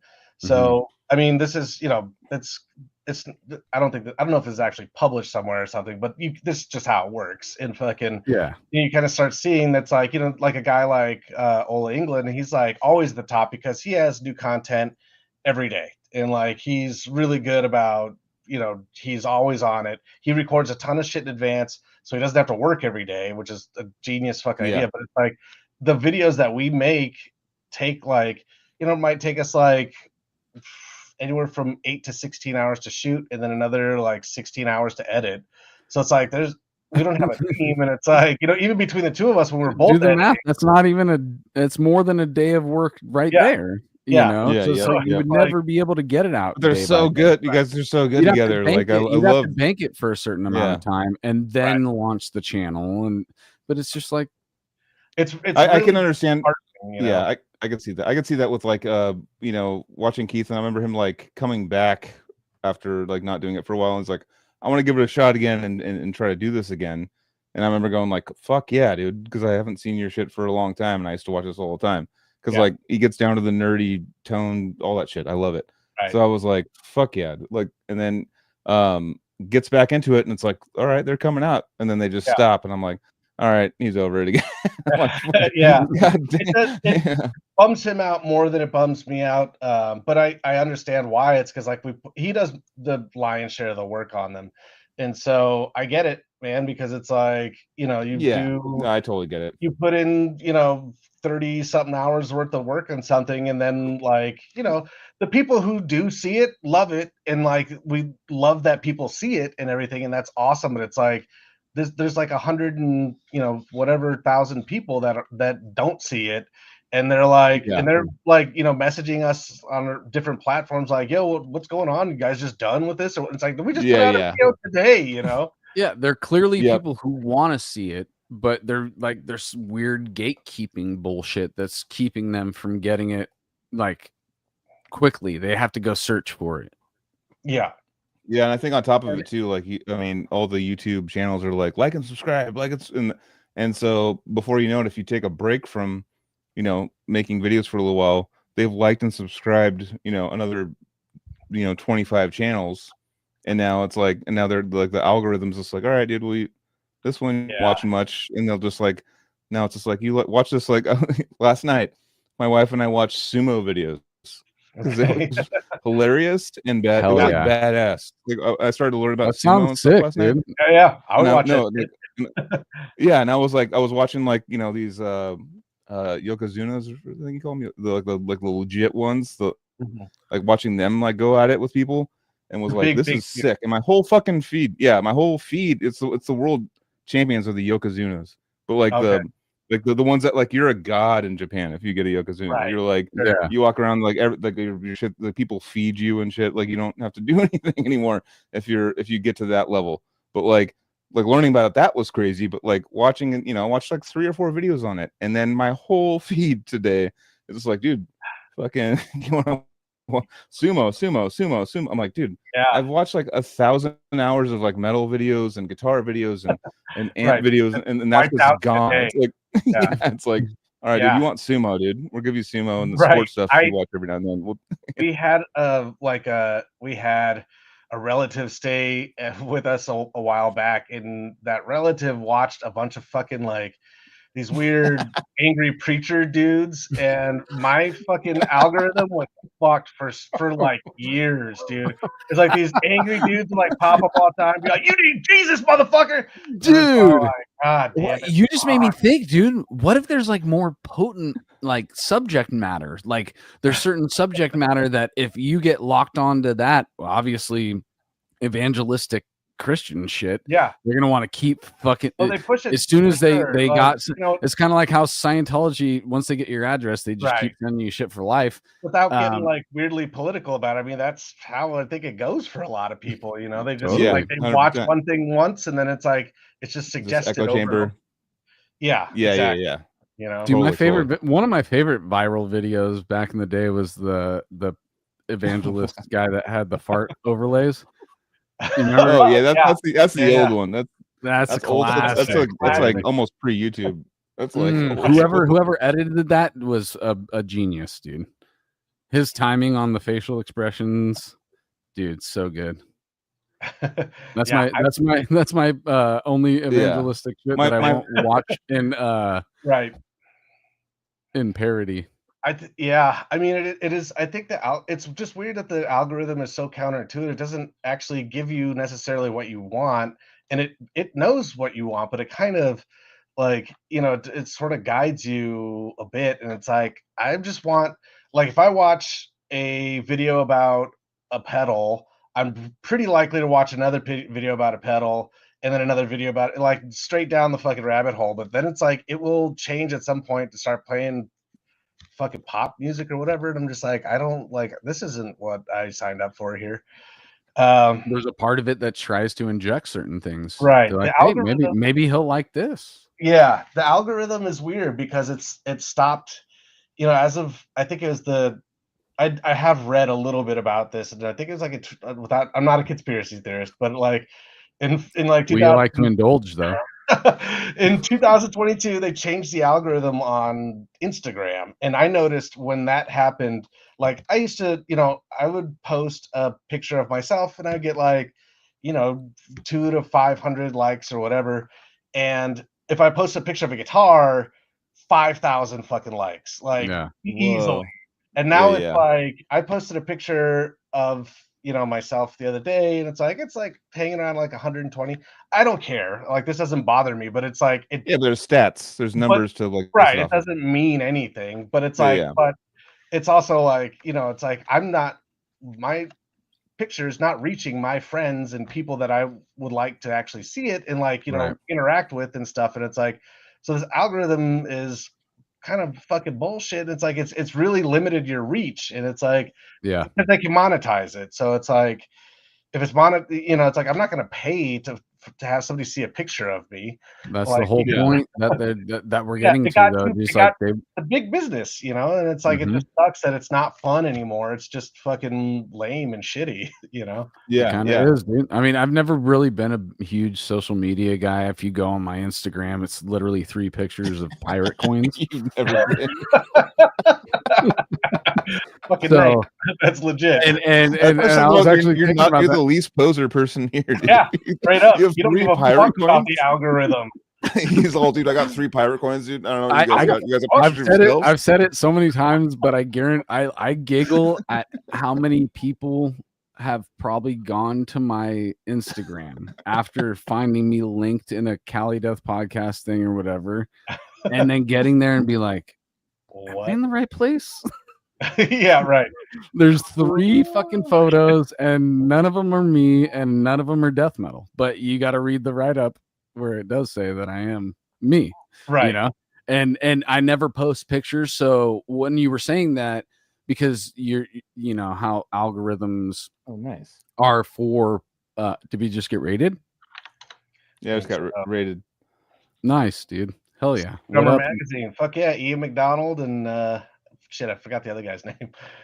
dude? Ian's our homie, dude. Ian's been with us from basically the beginning, dude. Oh, He's that's been rad. at bat for By us, the way, dude. and Ian, a couple days ago, I made you a moderator in the chat. Because I don't check the whatever the messages on Twitch or whatever. I went back into it, and he's all you have to do is type this in, and I'll be your moderator. And I was like, all right, just typed it in. I was like taking a dump. I'm like, all right, dude, backslash.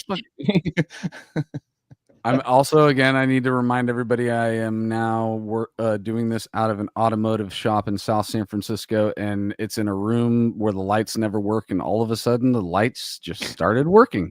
He gets rated. I use flashlights to light this. Oh, nope. Oh, Just lost them again. All the light now that you see is all flashlights that we use every day in the shop. Incredible. That's hilarious. It's so funny Strategically because my placed first studio looked exactly like that with the fucking whatever that with the wood panel, wooden the big panel, wood yeah. panel. Yeah. I had to 70s like wood panel. stick so much. I stuck stickers, soundproofing stickers onto that shit to get rid because it's just Dude. like I can't do this anymore with my meetings looking like the wood paneling, you know. Dude, it makes sense if you're in a fucking automotive shop, you know. Yeah. So this has been my background for so long that I think even after I finally make my full transition to living up in Rockland, I'm gonna find some wood paneling to put behind me, dude. And You just steal that shit right out of the shop, man. Just pry it off the wall. You know, that took me like 3 days. Use this room. They don't use this room, and I could definitely fucking just rip that shit off and take it home, dude. Boom. I bet it's just nailed in. Shit. I'm taking it with me, dude. Yeah. That's awesome, man. Well, we're so far in the weeds that I forget where we fucking. Oh, Keith Merrow. We're talking about Merrow and stuff, and you jam with Merrow and your whole. Oh relationship. Yeah. But what I wanted to add to that real quick about, you know, you started that thing with the self-deprecation and, you know, being at the right place in the right place at the right time, which that totally all makes sense. But dude, if you don't have the talent, you don't have the skill, you don't have the drive, you're in that right place at the right time with nothing.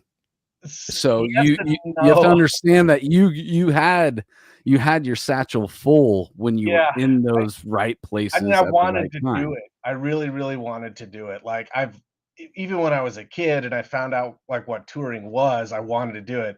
And so, you know, Impaled did a couple tours, I think before I had rejoined Exhumed. Like initially I played guitar and did vocals I just played guitar and Exhumed in the 90s. And then I was out and I did Impaled. And then, you know, and that day that I was working at Necropolis and Matt asked me if I wanted to go on the tour, I was like, fuck yes, I do. Like I think it was going to be Sean from Impaled was going to be the bass player on the tour. And then he was just like, I can't go. And it was like literally the day before. And so Matt, like he got the message on a screen and then he just turned to me and he's like, do you want to go on this tour and play bass for Exhumed? And I was just like, yes, absolutely. Like I fucking hate playing bass. I suck at it. I'm terrible at playing bass, but it's like, but you want to get out there on the I road, wanted to dude. go. Yeah. I just wanted to tour and I just like, you know, and I don't think I'd only toured like 3 times before that. So I was like, I still wasn't even 100% sure it was for me, but like, it really, really was for me at that time. Like, Yeah. at some point we did like when we, went on hiatus, I guess in 2005, that was after we had done a 5-month tour where like we did 100 and like 25 shows in 135 days or something like that with not Damn. 2 days in a row off. Like, we did Europe with Cannibal, we did the US with Cannibal, then we went back to, like, Canada, did the US again, went to Australia, Japan, we went everywhere. We played in fucking Iceland back when Iceland was hard to get to. Um, we just, like, said yes to everything, and, like, I think all 4 of us that were in the band, maybe not all 4 of us, but at least me and Matt really just wanted to stay on the road. Like, our home lives were kind of bullshit. So, like, I was living in the city, on Potrero. Like, you guys probably don't know this bar, but there's a place called Sadie's Flying Elephant. It was on Potrero and Mariposa, which is between 18. I know that area, but that one doesn't ring a bell. I don't think the bar is still there anymore, or if it is, Yeah. something else. But I lived right above that place, and it was like the 2 bartenders that worked there lived above me, and like they would have like a fist fight like every single night. And so I was just like, I don't want to be in this fucking apartment for any longer than I have to be. And like, so I was just like, dude, going on tour for 5 months at that time was like, that sounds fucking great to me. Like, Yeah, you're like, attachments, no girlfriend, no cat, nothing like that. So I was just ready to rip. Like, the one concession I made to go. Did you move? Wait, sorry. Did you move out, or did you have that place just to store your shit while you're out there? So I had worked at. I've done like a lot of IT stuff, and I'd worked at a startup, and then I got basically like got into a fight with a guy at work, and I got shit canned, and then I filed for unemployment, and so I was getting unemployment that like 5 months. So I was just going to my roommate who's cashing the checks, taking my rent out, and depositing the rest of it in my bank account. So it wasn't like I was so dire desperate like I would have come home with nothing. I always had a little bit of money in my bank account, but like very little. Back then I think it was like $360 every 2 weeks or something for unemployment. If I remember correctly. So a little bit of money, nothing crazy, but also like if you're on tour and you're pretty self-sufficient, you can get away with per diems and, just kind of winging it. And the only thing I did before going on that tour is I bought myself a fucking iPod. I just like loaded up with like 1,000 hours worth of music, and it was just great investment, dude. Yeah, the best investment of my entire life. That's the only smart thing I've ever done. I still have mine, dude. Dude, but great. It doesn't work. It doesn't work. Oh, that's a bummer. I gotta find a place that'll fucking hopefully be able to save it for me, dude. But God, I missed that. I missed the fucking the rotary wheel. Yeah, dude. I mean, tactile. You could do that shit while you're driving and not have to look. Now I have to like kind of try and look at my phone if I want to change a song in the car. Yeah. With my 5 CD changer not working. Or you can just listen to your 5 CDs still, No, I can't anymore. Right. They're not working. They're not even stuck in there. They're stuck in there and not working, which is fun. I listen to 91.1, turn on the radio. It's just the jazz station in San Francisco. Comes in super shitty, but fucking you get some. They had a tribute to Shock to You recently because who had passed? Joel? Joel, are you with us? Oh, we lose him. A member of Shakti just passed away within the last 6 months or something like that, and they had I tuned in randomly at a time where they were doing a tribute to Shakti, so I was just like, fuck yeah, dude, this is the coolest thing for me because I rarely tune into the radio. Wait, John was in Shakti, but John's still alive. Yeah. Right? No, I'm sorry. I didn't mean to imply John McLaughlin was the guy that died. I hadn't heard the band, so now I'm looking it up right now. Oh, dude. Fucking if you're into like world music and fusion, and I love raga, dude. Like fucking old like 70s Indian rock and shit. Like that's shit's right up my alley. Dude, please. Natural Elements is the album that I I first got into Shakti with, and Okay, they're like a it relation of Mahavishnu Orchestra, which I fucking love, and they have is it Ravi? Oh, they got some of the Shankars in it. Some of the 'cause there's like a huge musical dynasty in India, the Shankars. yeah, dude. No, That's it's really fucking cool stuff, dude. I'm like And actually excited to check this out.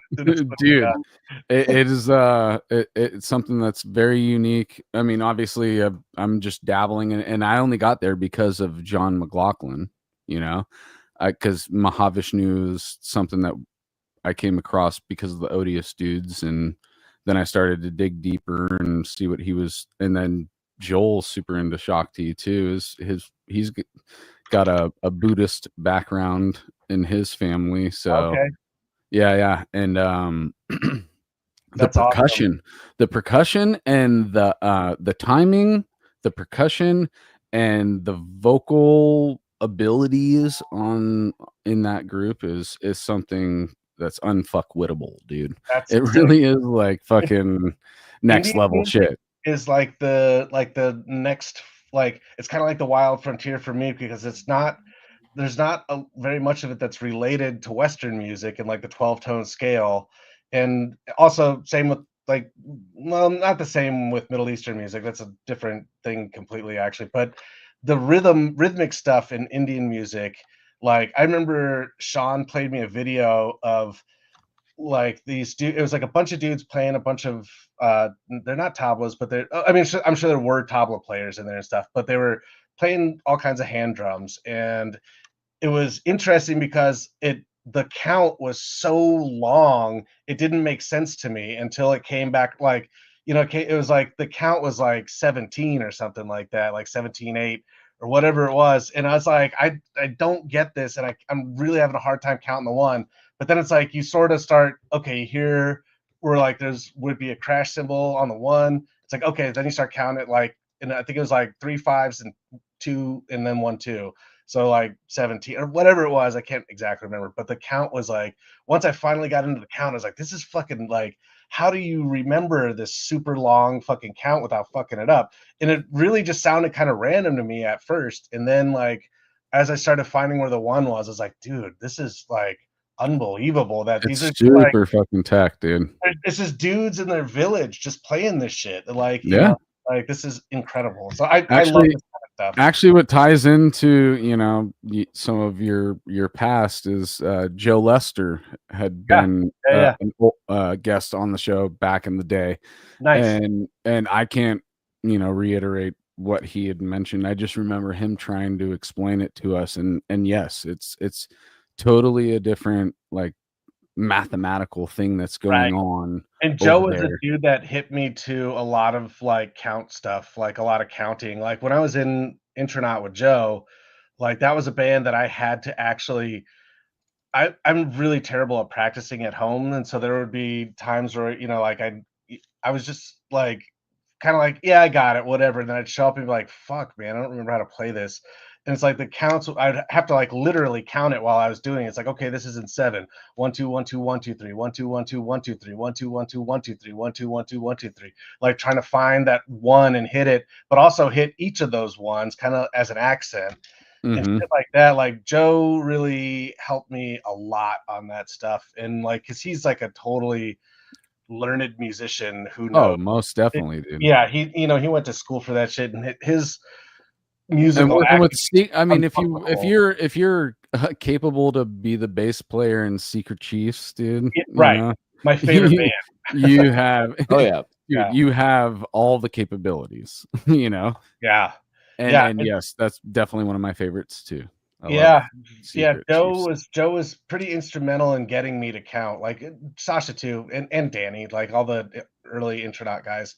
Like, I'd never counted ever, but it was also because I'd, like, up until 2000 I don't know, like 2005 or something like that. I'd never played to a click track or a metronome or anything like that. So it's like I would always just kind of, just try to lock in with a drummer, Hmm. and like Raul's a super wild fucking drummer, and I fucking love that when a dude is just playing like as fast as he possibly he's just barely holding on. And it's like it's difficult, but it's like once you start getting the vibe, it's like sick, man. Like I'm locked in with it.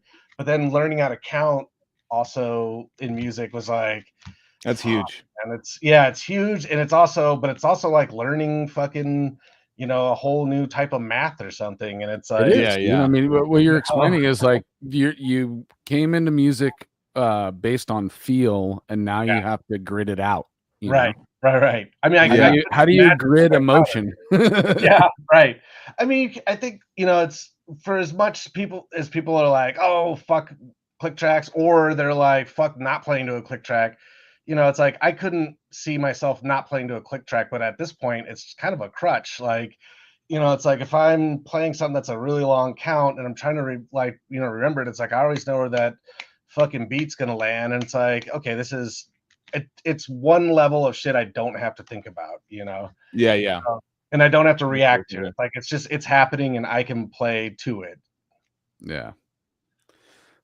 Okay, that's awesome. I mean, as far as like this is all counting so great, is, but I don't know where we are on your timeline. Well, I mean, for me with counting though, it's always been on feel. Like I still do the feel thing. I do the counting when I need to, but a lot of it's like repetitive listening and like even like fucked up, like Spastic Ink, even like weird fucked up, like weird ones that like, and there's some, if I take any time away from it and I'm not like paying attention, then I'll like fuck it up. But if like if I had just weirded it out, I could just go back to it and play it.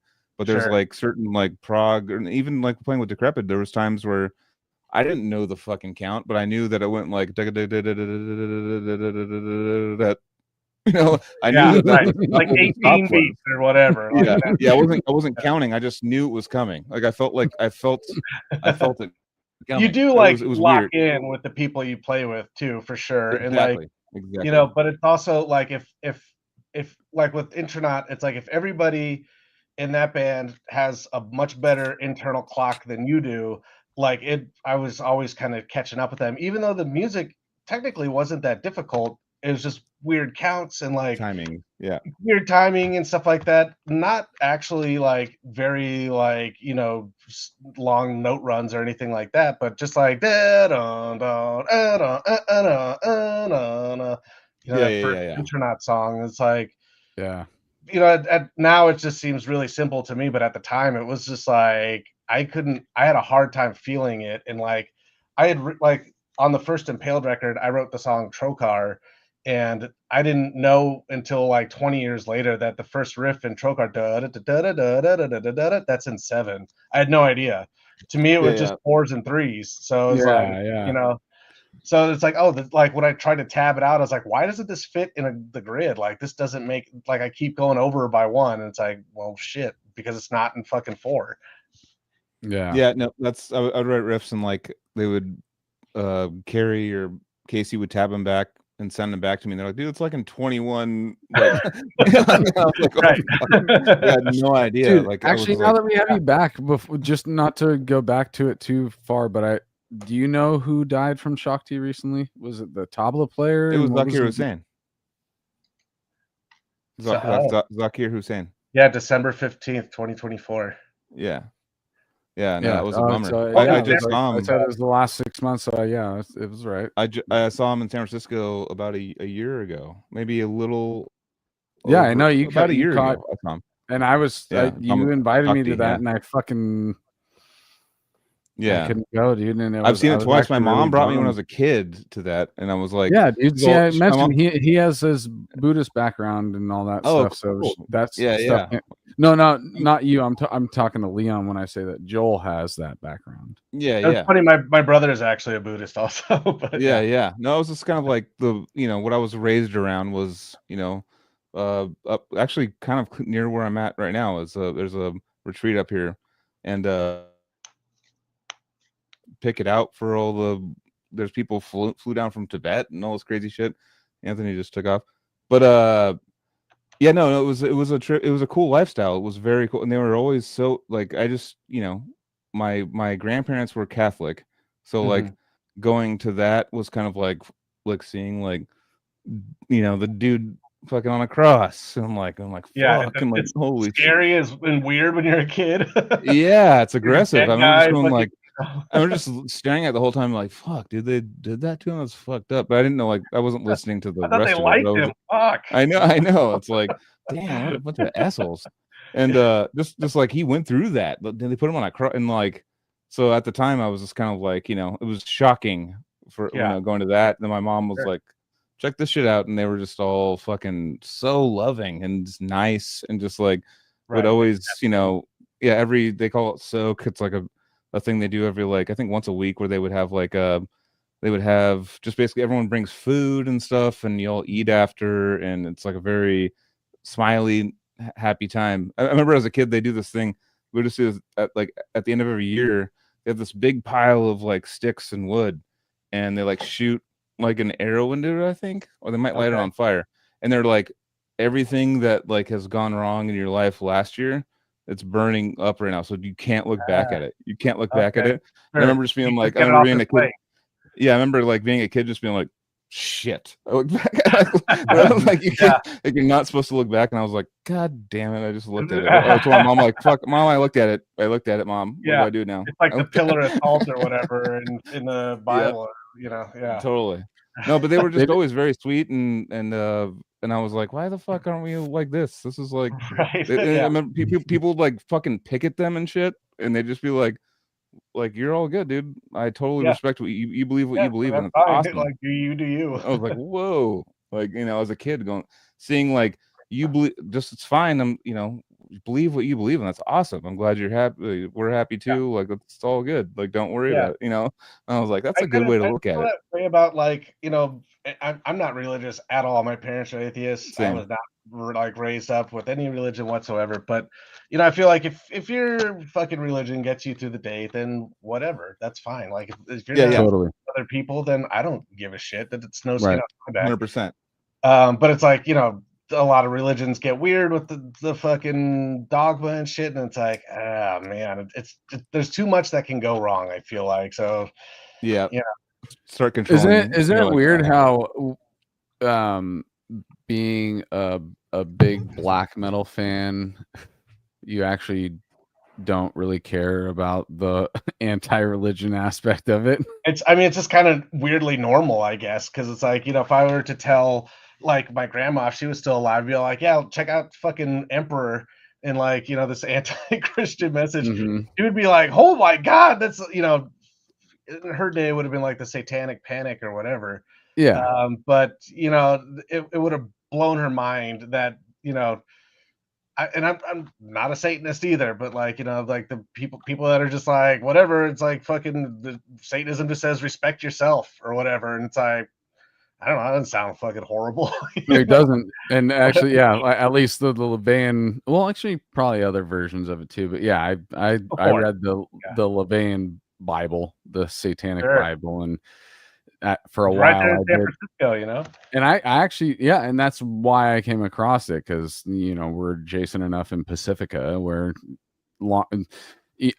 I've probably said it on the show a couple of times, but I have an uncle who used to have a restaurant in San Francisco, and LeVay enjoyed that restaurant and actually had a booth reserved once a week at my uncle's place, you know. And if my grandma ever found out about that, dude, my nana, he's not her son. He was married into the family, but I know that if she ever found that out, dude, that would have been a fucking mind. Yeah. Yeah, dude.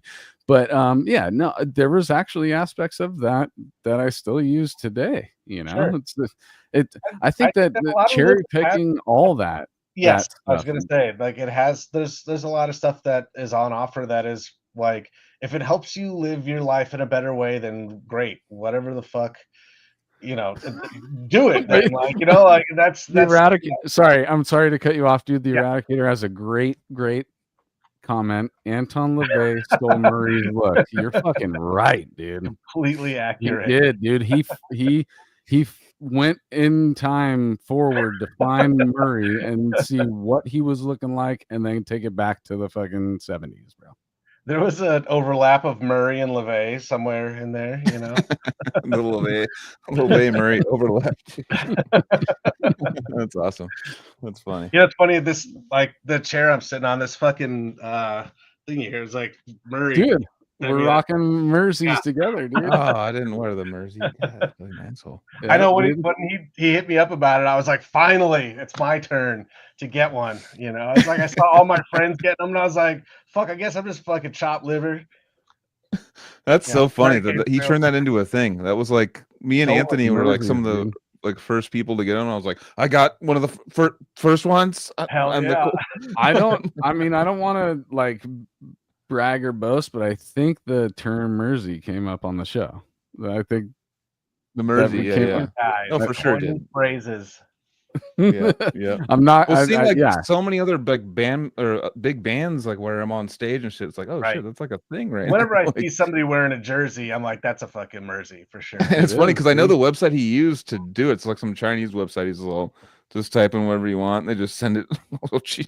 Like the drop And he just ship. This one's like, this one's a little big, but I got this one over Boom. here, Look at dude. that fucking damn. thing. Beeping that. Dude, That's it a got the Sharks logo one on the almost. back, Nice. dude. Chaffney number Dang. 8, dude. All my Merseys have the number 8 except for my Severed Savior Giants colors. It says 415. Gotta have 415 on it. That makes sense. Dude, I used But to yeah, have dude. the I have sickest phone number ever when I lived in San Francisco. It was 415-666-46 or 0646. It's That was my sick. phone number when I lived Damn. in the Bay Area. You have a 666 number? Jesus. 415-666-0646. Yeah. We had a Number- 420 number. The We had- brief wants it to was know number 8. 831. That's my favorite number, dude. It's We had Infinity. 831. I remember us, like me and Andrew Packer, trying to record. We had the Thunderdome. We had a answering machine there. We were like, and our answering machine was like, "You've reached 831-428," and we just started all laughing, like all stoned. 69. Fucking. No, we barely got to the next like number, and we all just started laughing, and then we just ended the message. Yeah, you can't fuck with perfection, right? Yeah. Just leave it the way it is. That's awesome. So when did you move to Portland? I've been here in September. It'll be 10 years. Okay. So yeah, I was living. Me and my wife were living. Well, we weren't actually married then when we were living in LA. We were. I lived in Echo Park in LA for 10 years, then downtown for a year. And so at some point, I had a thing with work where I ended up getting some money, and I was like, we should buy a house, like start making an investment. And we started looking at houses in LA. And it was, well, first of all, we also thought our budget was much higher than it actually was. And we were looking at places in LA and we're just like, fuck, man, these places suck. And it was just like, we finally saw a place that we kind of liked. And we're like, I don't know, I don't hate, like we had a couple like things that we wanted. We wanted to each have our own office and a bedroom. So like 1 bedroom, 2 offices. So basically you're looking for 3 bedroom, 1 bath. 3 at least minimum. Yeah. And also space for 4 cats. Nice. So we're having a really hard time finding that, and we just got really discouraged, and this weird joke thread at work started up where somebody had made a joke about us opening, I can't remember what spawned it, but there was a joke about us the company I work for opening an office in Portland. And then it just kind of gathered steam, and they looked into it, and it's like, wow, Portland's like really livable. There's no sales tax here, I should say. Rents are cheaper. At that time, like house prices were still really low compared to LA. They're ridiculous, but like at that time, we'd realized that we had set our budget too high, and we had to drop it back by a lot. And so flew up here like, I don't know, like a dozen times. We saw like 100 something houses. We put an offer in on one, and just to find out that we flew in that day to put an offer in on a house. We had to fly first class because it was so last minute, and then we got there. We're like, well, I don't know, I need some work, but I guess we'll put in an offer. Like, we were trying to be so fucking like sneaky. We were so stupid. We had no idea what we were doing, and like, because the agent doesn't give a fuck. They're just like, whatever, bro. Yeah. Offer or don't, I don't give a fuck. And so we're like, we'll put in an offer. And then they're like, cool. And so we left. We're like, oh my God, we bought a house. And we went to a bar, and the agent called me, and he didn't say hello. He was just like, Leon. And I was like, God fucking. And he was like, yeah, he's not being like nice. 20 minutes before you guys got there, somebody saw the house and put an offer in for asking. And Yeah. they accepted it. And we're like, you got to be fucking kidding me. So we went with like our, like, we had a list, our A house, our B house, C house. I think we went with like our C or D house, which was kind of way out in the boonies a little bit. We overcorrected because we were living in like basically downtown LA, and we're like, let's get out into the woods a little bit and be away from people. And we overcorrected, so we moved like, we were kind of like deep in the burbs. It was really nice. People there in our neighborhood were super fucking awesome. Like some of the nicest people I've ever met. Like they came over day one, they saw me and my wife, both of us like tattoos and shit, and they're just like, hey friends, nice to meet you. Like, you know, they Here's gave an us apple pie. yeah, they like saw us unloading, like, because my wife plays guitar also. She had a band called Dreaming Dead, if you've heard of them. Okay. And so, you know, we unloaded like, you know, 3 full stacks and like, you know, 20 guitars and fucking. So I'm sure our neighbors just like, oh, fucking, there goes the neighborhood. So loud. dude. But they were super, super nice. And we lived there for like 6 years. We basically gutted that house and turned it inside out. And we ended up selling it for more than double what we paid for it. We moved. So yeah, what year? I was gonna say, what year was that when you bought it? We bought it in 2015. So, Okay. yeah, and then we moved up to our house now. I think in 2020 or 2021, I forget which one, but yeah. So we moved a little closer to there's like, you know, 2 blocks away from bars, food, the Safeway's up the street, you know, to the post office, whatever. I fucking love Portland, dude. Yeah, it's like I said, Ross is here visiting. Him and his girlfriend went to go get something to eat. I was like, you should come over here. And he's like, where are you? He's never been here before. So he was like, he doesn't know that the studio is actually above the garage. But but anyway, yeah, it's Dude, great that'd here. be cool to see him, but if not, that's totally chill too. Yeah, if he's out doing his thing. Dinner, so I mean, dude, that's what it's Oh, all yeah, about in Portland is getting out there and finding the food, dude. The food is what it's all fucking about. It's And super heavy food is like what super heavy food and like Thai food is fucking amazing here. We don't have a lot of like, don't have, especially like compared to San Francisco. I really miss like just straight up Chinese food. Don't have a whole lot of that.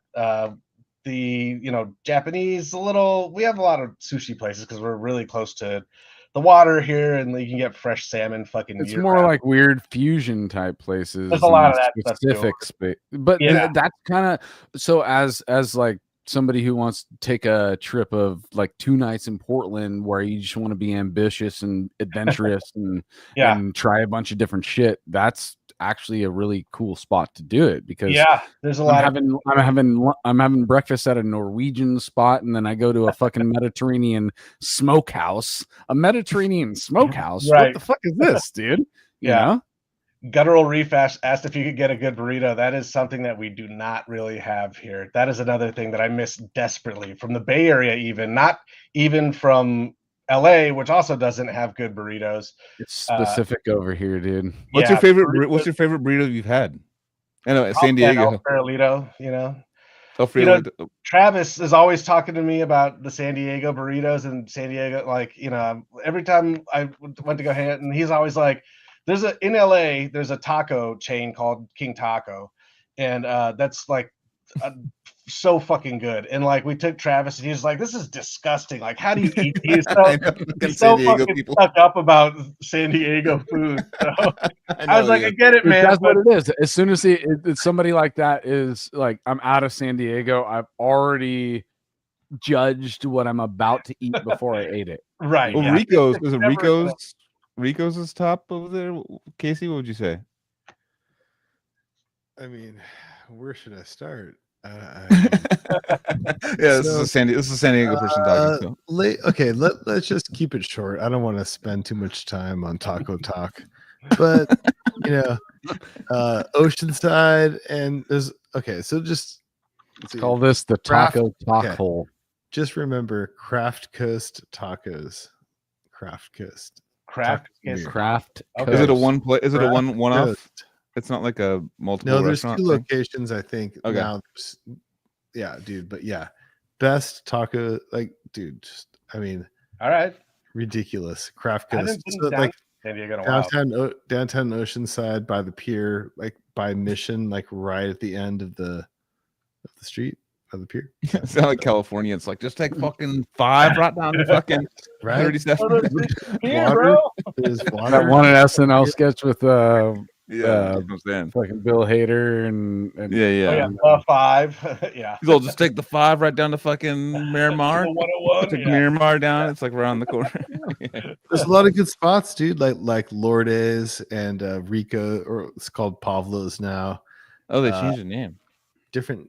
I remember that the spot that Travis took me to, I was just kind of like, I was a little underwhelmed. I think it's like his, like just his home spot. That Yeah.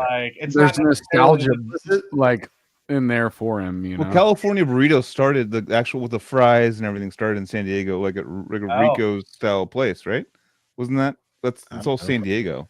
The first time I had a California burrito was in San Diego, and then then it's crazy because it would have been like 2005, 2006 or something maybe that I went down to Casey's, and then Casey took us to that spot in the Volkswagen van. You remember the Volkswagen van? Of course. Yeah. Hell yeah, dude. Of course you would.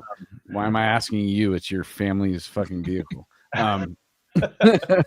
But you took us on a trip to that spot, and it was my first California burrito, multiple times. dude. It was amazing. Since we're on Taco Talk, I know Travis likes to go to Anita's Coast Highway in South Oceanside with the cattle guys when they come into town. He mentioned that. Okay. That place is great. And this would have been like more than 10 years ago, I think. I kind of forget. But- I sort of remember it had like a cartoon sunset or something in the logo. That's kind of a vague recollection that I have of this place. Interesting. It sounds like okay, yeah. Rico's. Well, there's also like Pokies down by with a Z, Pokies down in downtown by the airport or downtown.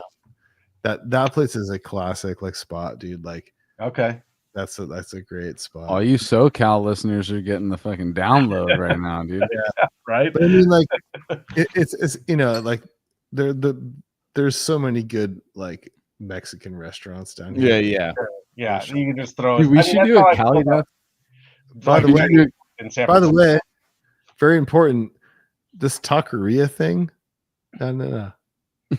Yeah, Not a taqueria.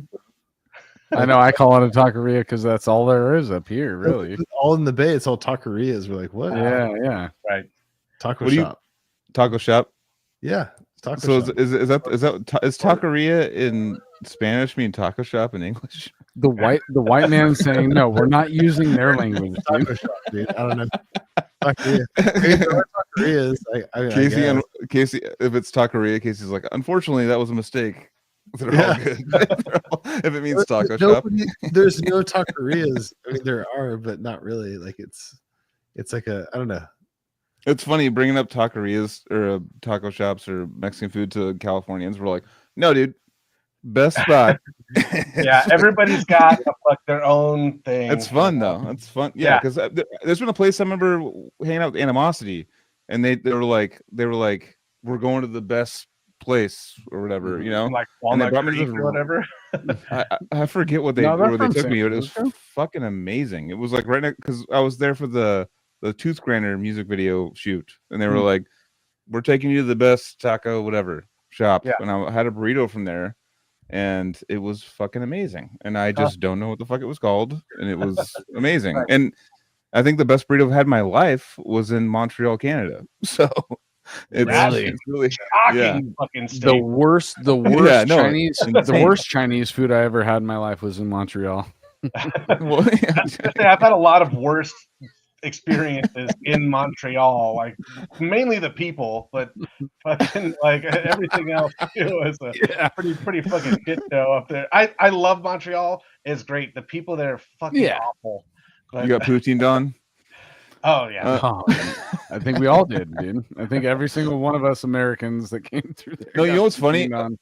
I kind of like I interface with their way of thinking really well because they're like kind of like underline like very passive aggressive shit talkers on like things, and I love passive aggressive shit talking in the back. It's like it's like an art that I've like kind of picked up of like they're like, Yeah. oh yeah, it was good, but you know, like, or like they Yeah, say yeah, something yeah. and they say something they say you were amazing but you sucked at the same time. Right. And Yeah, I like love deserving that. Very compliment, blunt Yeah. blunt judgment, and Yeah. that's Yeah, kind I of. love it. I think it's hilarious. I mean, it Comedy, man. really. I'd rather somebody be real than try and like tell me I did a good job when I may not have. Oh, we got raided you again. know? What up? I don't like the Raiders, but I like the raid. We Alright. like. Oh yeah, don't get We're like, go Joel Raiders. started on the football. Wait, no, hold on. Who Hold back. rated us? Heavy Kettle? I think Sigtr. Oh, No, I Six don't have Twitch open, so I don't. Oh shit. So We're no. are we on? We must be on Twitch. How did we get on there? I know. We just still shoot Oh stuff my to Twitch. God. even Well, though we don't love you, know. Twitch people. We don't have a browser open for our Twitch, Keith and I but were doing Twitch for a minute, and that shit was super fun. it popped off Yeah, for a live, while. you in guys the jamming. pandemic for sure, dude. Yeah, You we guys were jam like doing- you and Keith playing jamming on Twitch would be awesome, right? Or like playing games or something. That's fun. That's just super kind of fun. fucking around, but yeah, it was. I mean, those were like pretty legit interactions of just like how we hang out. Just like kind of Yeah, talking at each other and like just saying really fucking horrible things to each other. So, Oh, All right. that's awesome. I love We've it. been ranting for a while, but we want to get a little bit more of your timeline, dude, because we haven't even gotten up to anywhere near current status. real So quick, Anthony.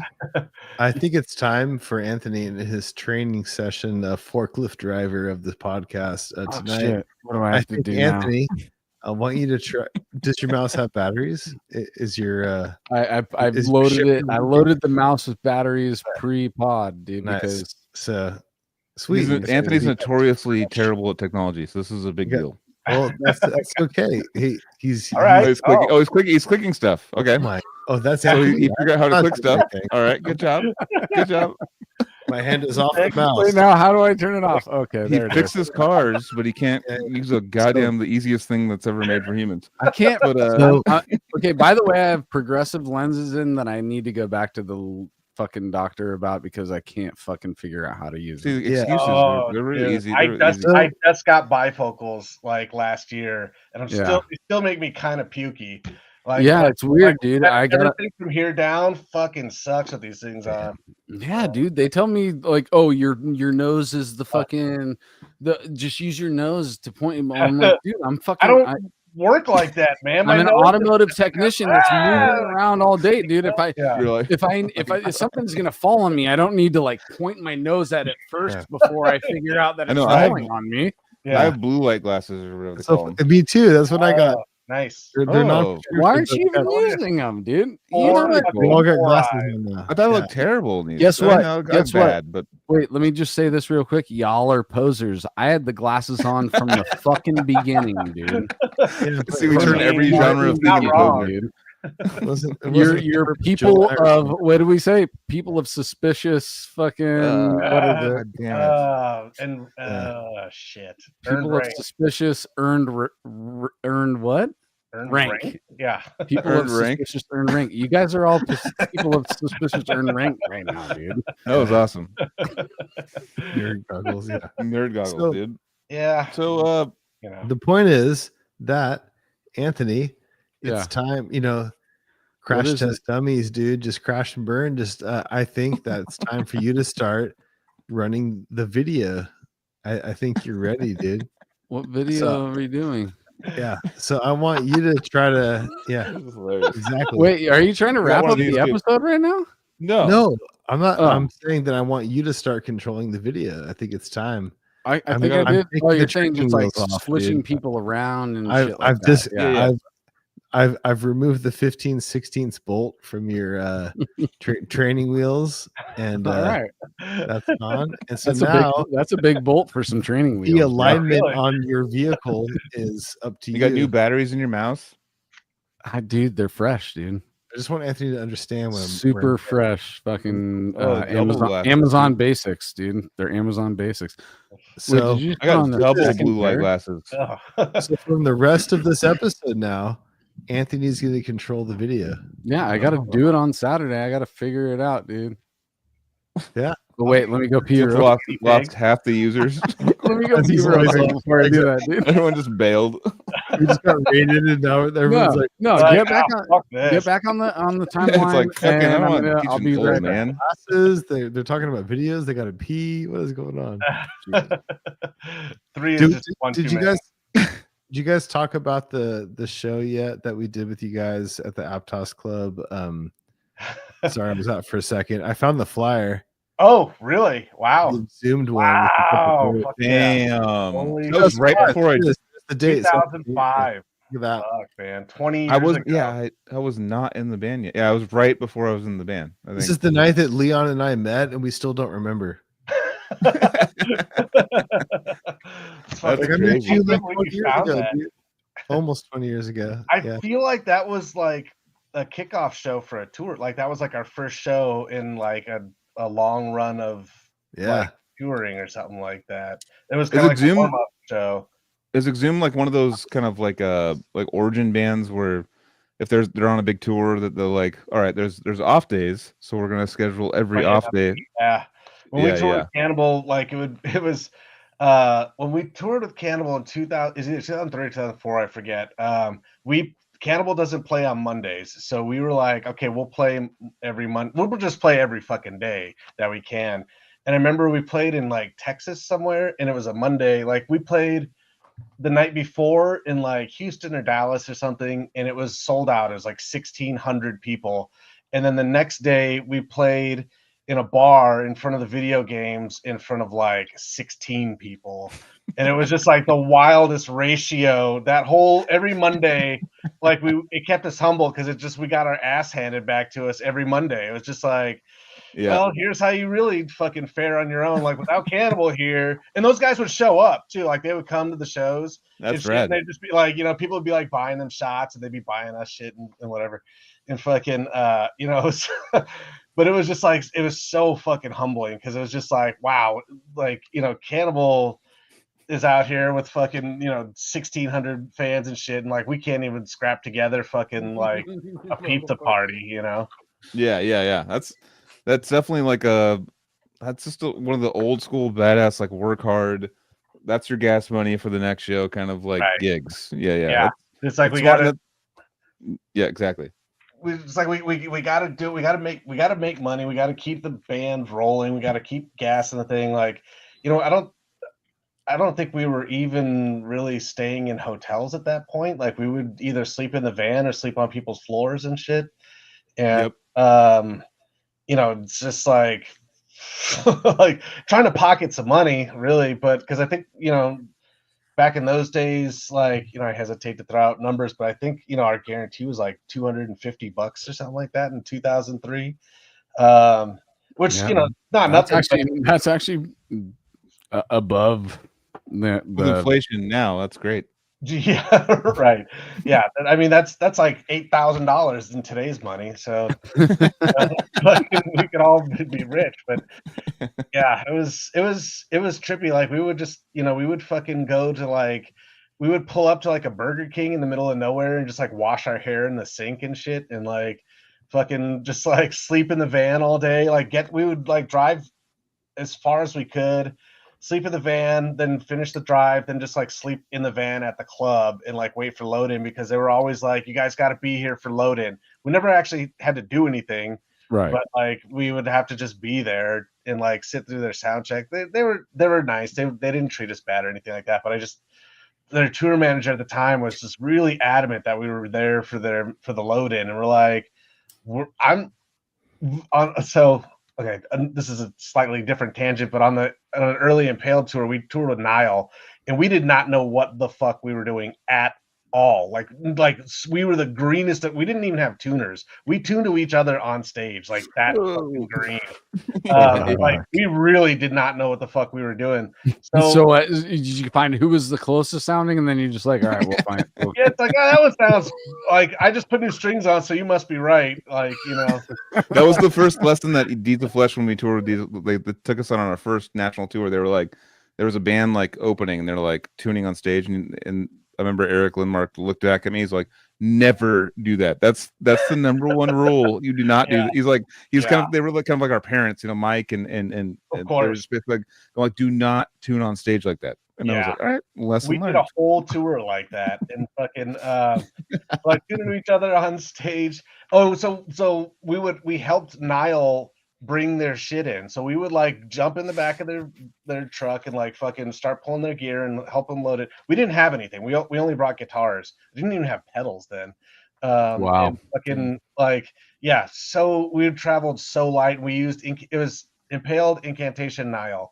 So Incantation and Nile are like these hardened road dogs, and we're just like fucking trying to see like the world's biggest ball of wax every day or whatever. And like we're just like doing all this, and they're just like, "What the fuck are you guys doing?" You know, because we were only making $50 a night on that tour, and there was like 3 nights where we only got $25. But so we didn't. So we were helping Nile load in, and one of us, it was me.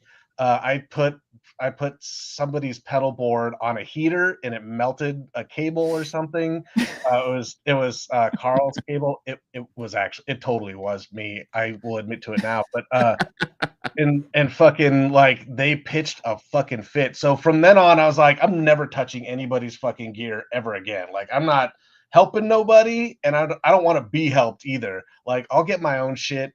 I'm not touching your shit. Like if I borrow something from somebody, then that's different. But like, if it's just like a friendly situation, I'll sit there and watch you fucking load in the whole time. Be like, good job. Like I'm not fucking gonna lift a finger because I melted Carl's cable and fucking I still got that fucking Carl voice in the back of my head telling me what a piece of shit I am. That's hilarious.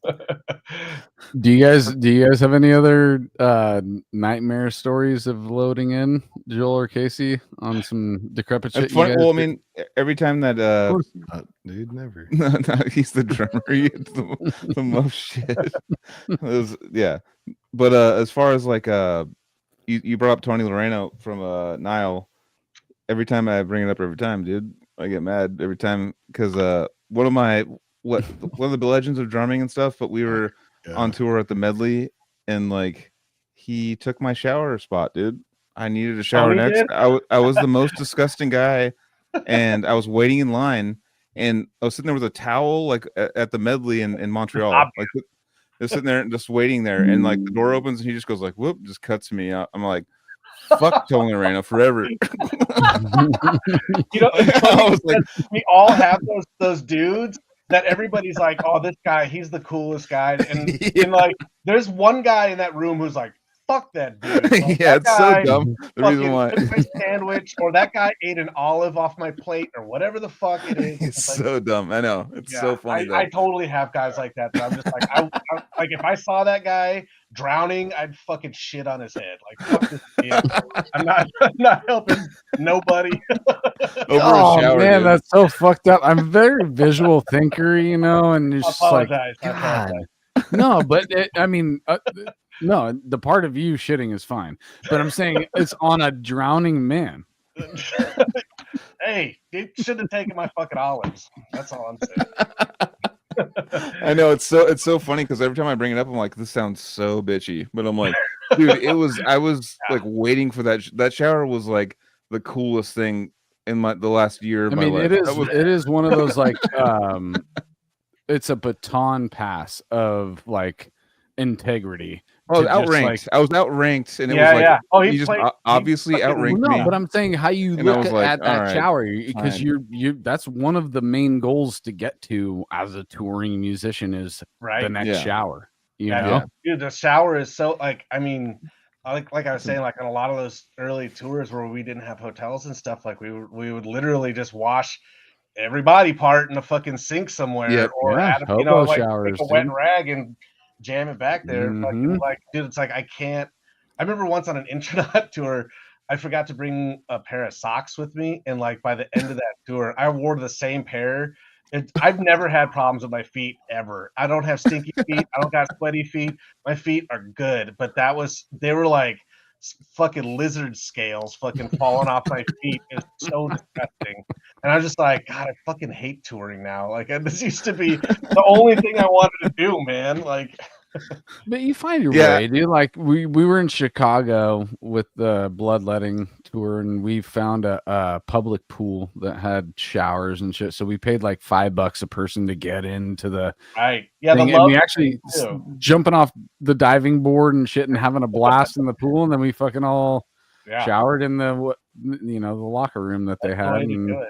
Yeah, the trucker awesome. Shower thing got to be like we finally got hip to that at some point where you could just pay $10 go fucking to go walk around in somebody else's jizz. But it was just also fine. But that's probably why your feet were all fucking nasty, dude. You're walking around in all the jizz, dude. I remember on my very first tour, I did not get it when Eric Rutan said this about a shower at the venue. My very first tour was with Exhumed. It was Exhumed, Hate Eternal Mayhem in 99, I think. And fucking Eric Rutan, there was a shower at the venue, and Eric Rutan was like, I better go get my fucking sperm sandals. And I was like, what does that mean? I didn't get it until like 3 tours later. And I was like, oh, right. Yeah, you got to get. Is that a common? Okay, can we my wife asked me this the other day. To me, it's not a common thing. So we're taking it off metal for a second. Do you guys beat off in the shower constantly? Is that like only on that's tour? Not a thing. I mean, on tour. Oh maybe, yeah, like, obviously on tour you get that's like opportunities are few and far between. Yeah, but like women think that men go and jack off in the shower all the time. I'm like, no, it's disgusting. Why would I do that? Why would I do That's not a thing. I've got socks. It actually sucks, dude. Like it sucks. Why would you do that? Sucks. I'm just trying to put if you don't use any lube, then it's even harder. And then what kind of fucking lube are you going to use? I've used conditioner. Shit, soap sucks. It goes away immediately. Get soap in your conditioner lasts the longest, but really, in reality, it's too much. It moisturizes. Yeah, it's too much. Dude. Touring with another band. I guess I won't name them because they one of the guys in that band had another band that went on tour, and he was telling me that they took his friend on his very first tour ever. And he's like, I know this is his first tour ever because he left a huge load in the shower and a huge shit in the toilet. Dude, how would it be? Yeah. Okay, who's got the? I feel really bad for the dude who's got the story of getting caught jerking off on tour. Getting caught like literally on a tour where you're making $50 a night, like Leon was talking about, $50 a night, and you get caught jerking off, dude. It's fucking yeah. It should be implied jerking off. It should not be a. How many times? Okay, on tour, how many times has somebody walked in while you're taking a shit? Because how many bathrooms? Like 6. The worst experience ever was somebody walking on me taking a shit. Exhumed filmed 2 nights we played at the Knitting Factory in Hollywood, and there was a backstage shitter, and so I used that for privacy. And a guy walked in holding a fucking like a big movie camera, and I was just like, Jesus Christ, this is like literally my absolute worst fucking nightmare ever. Like being filmed, like he wasn't filming, but I was just like, oh, and like I'm sitting, like you do that hunch over, like, hey, bro, occupied. Man, dude, I mean, I've had 2 really bad experiences. New Orleans, no lock on the door, completely shitting my brains out. And dude, and you're facing the door. Yeah. They set up the toilet where as soon as the door opens, you're right there on blast, dude. And I'm shitting out jambalaya and fucking Everclear and. Yeah, every horrible thing you've had on tour. and dude walks right in, and I'm just like, you're just defeated, but at the same time, you're just like, he's like, well, you just got to own it, It's like whatever, bro. But I don't know where I felt worse that day where they walked in, or having to shit in a place where Right. There's no privacy whatsoever. yeah, it's the Yeah. toilet's here and the Yeah. fucking divider's here. So my head, 5'8". I'm 5'8", and I'm over the thing. Yeah. So That and the sounds like urinal's right next to That me. sounds like some Canada shit.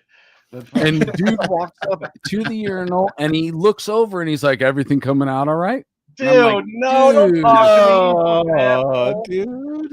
It was the most like degrading fucking You're experience pissed in on my him. life, dude. Yeah. Oh, that's a rough rude. one. That's like, I used yeah, you have to even- like skunk them with piss or something. I almost wanted to just like take a scoop right out of my cheeks and just fucking, but that Boom. would have started me like fighting with the dude with my pants down. Yeah. You know? I got a But funny that's tour the story, jizz story though. real quick. I remember there was one of the members of the it wasn't I won't say a member the tour package. We were on tour with this, Vader, Warbringer, a bunch of other bands, and they decided that for whatever reason our company didn't sign the contract for that place, so they're just going to let us play and not pay us. So we had someone that was associated with the band go up to the fucking office of the guy and just jack off on his doorknob. Just Petty revenge. and I was like, damn. I was like, all right, that's worth the $300, dude. Yeah. I was like, dude, I didn't high five with my knuckles. What a dumbass! Just leave all his DNA. Just Yeah, like, right, I'm they'll gonna never put catch a him. blob of my DNA and be like, haha, I gotcha. I'm all, damn, you were that pissed. That scared me about him. I was like, so when you get mad, you like jizz? That's not a good. I don't think that's a good. I think your wires are crossed on that one. He came up to his old. I wonder how long it would take on the doorknob. I was like, I wonder how long it would take for a woman to walk by and just quickly put the knob in and see if she could get pregnant from that. How long? This is a death metal song in the making here. This is some dude. I mean, it's the first Poser song. It's the first people of what? Fuck! I already forgot it again. People of suspicious earned rank.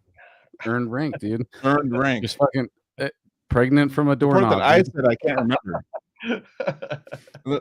That's awesome, dude.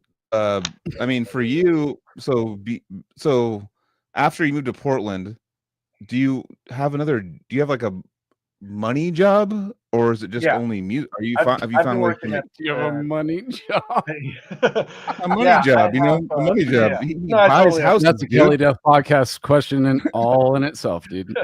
You have like a job. Do you have like a? Do you get cash? For a little, What do you do for? You're talking about buying houses. You probably need a little bit. Dude, I played this show at the fucking Catalyst, dude. 70 people, dude. That's how I pay my fucking mortgage, dude, every day. I'm paying out a Regal Beagle every night, man. Fucking, No, yeah, I've worked at the same company for 18 years this year. What kind of work is it? It's IT stuff. I work at a company called DreamHost. DreamHost. We do web hosting. So I'm a vice president of an IT thing. When you were having trouble earlier, dude. When you were having trouble earlier, and Leon was saying that, I was like, "Fucking, where's Joel right now? He gets such an IT boner right now, dude." Yeah, I manage a technical operations team. So Nice. but Awesome. I've been at this company for almost 18 years, and they're like, I was like we're up to 400 something people now, but I was like employee 37 or something like that. So pretty early on. And they're just like, when I have to go, I mean, I don't tour anywhere like I used to, but if I did, they probably would just be like, yeah, whatever. Go remote, yeah. I am fully remote. I work in the studio all day. Nice. So Awesome. I work on my work stuff, if I get bored with work stuff, I do studio stuff back and forth, They're both equally as nerdy. I think networking and getting like into tones, like in plugins and stuff. That might be way dorkier than fucking being like a network admin or something. I know, right? Yeah, I totally get it, guys. Anthony's like, does it sound good? Is that better?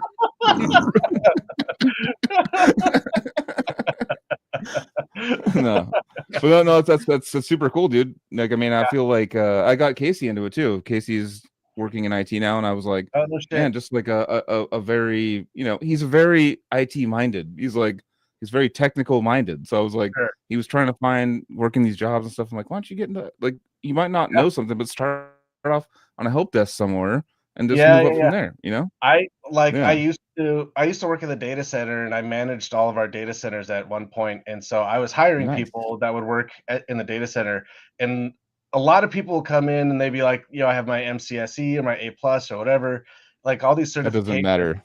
And it's like, this doesn't matter, right? I just need Yeah. some real, like, have you ever built a computer? Like, have you just sat down a gaming machine, like whatever the fuck, it The is. experience And is like, what matters. Yeah.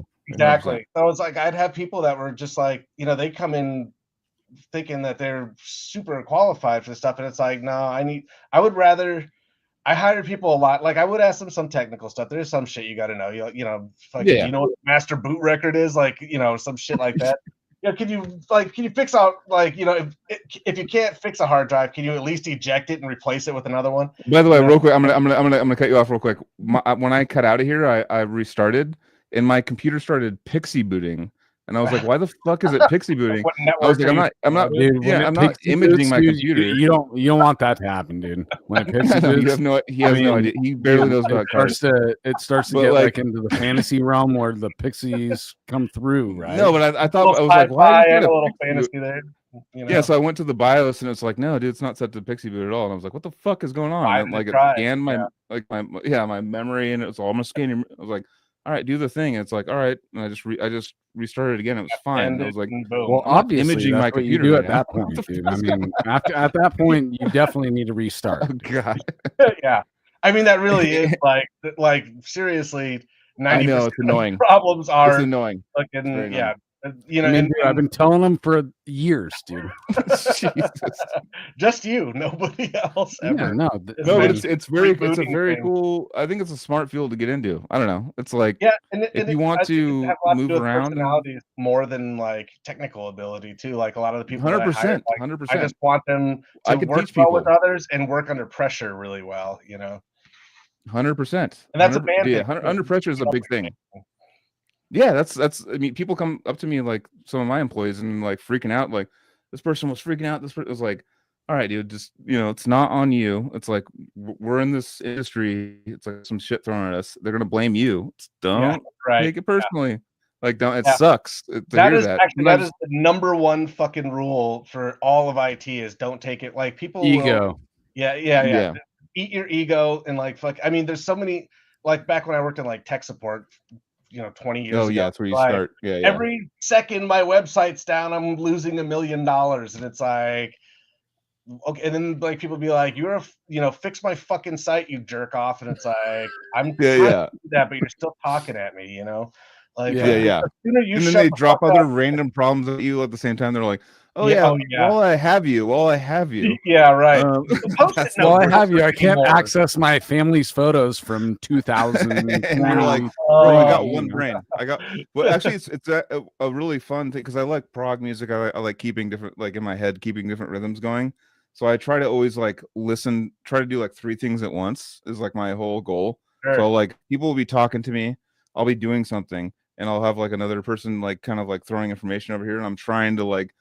It's kind of like a fun game for me because I like polyrhythms and stuff. So I'm like, all right, can I pay attention to all this right now? Can I get all this right now? And I like boom, boom, boom. And I'm like, I'm not built for it. Like my brain's not built for it, but I'm trying to like hone into it, and it's a lot of fun. I think it's cool when I get all of it. Right. It's like a goal. It's a goal. Yeah. And I kind of want to like brag about it. Like, dude, I'm talking like, you know what this is about? They like get a little impatient. I'm like, I'm talking to fucking 4 people right now. At the same time, and I'm still talking to you and responding. Like that's pretty gangster. I don't know. I'm just letting you know. That's pretty cool. You're a human version of Her. Do you remember the movie Her? Yeah, right. Yeah, where she has got like 800 and something thousand relationships going at the same time, but she loves you the most. God, what's that guy's name? Fucking the Joker. Joaquin Phoenix. Joaquin Phoenix. There we go. Yep. Yeah, and underrated movie. Man, that's a very smart thing to keep your music career going and stuff. Like that's a very smart career to be like to have like a side thing that's music. I think that's very smart. they're like really tolerant of the stuff that I want to do. Like but also at my work, they like to trot me out and be like, "This is Leon. He plays in a fucking death metal band. He's been working here for 20 fucking Same. years. That could be you." Like yeah. So and then they play fine, Species of Death, and you're like, yeah. That is the weirdest thing is when people they had Ask a thing. your band name. Like I hate it when people ask me my band name, but Me too. I say the faceless every time. We used to say like, oh yeah, we're Anvil, or that's actually the band Pounder, Matt Anvil band. We used to say Pounder was like that was our fake made up band. Like people would like, what's your band called? We'd be like Pounder. Like where you from? Like Manitoba, That's actually a sick fucking band name, dude. There's gotta be. They have like 3 records now, but like that's where that came from. That's Pounder, rad. That's dude. a good idea. But like that at work we had a thing where they were like, they're like doing a spotlight on different employees who want to talk about shit, and they're like, I was the first one. They're like, you want to talk about guitars and death metal, and I was like, not really, but they're like, it'll be fun. Like nobody's gonna. And I was like, it's kind of like a little like, all right. Don't started bring talking, it up. Yeah, I was like, they were like, you can say whatever you want to fucking say, and I was like, all right. So I'm talking to them like I was talking to you guys, and like. Talking about, and then people are like looking up the like, oh my god, he's got a Wikipedia page. It's like, hey, anybody can have a Wikipedia page, so it's not that fucking crazy.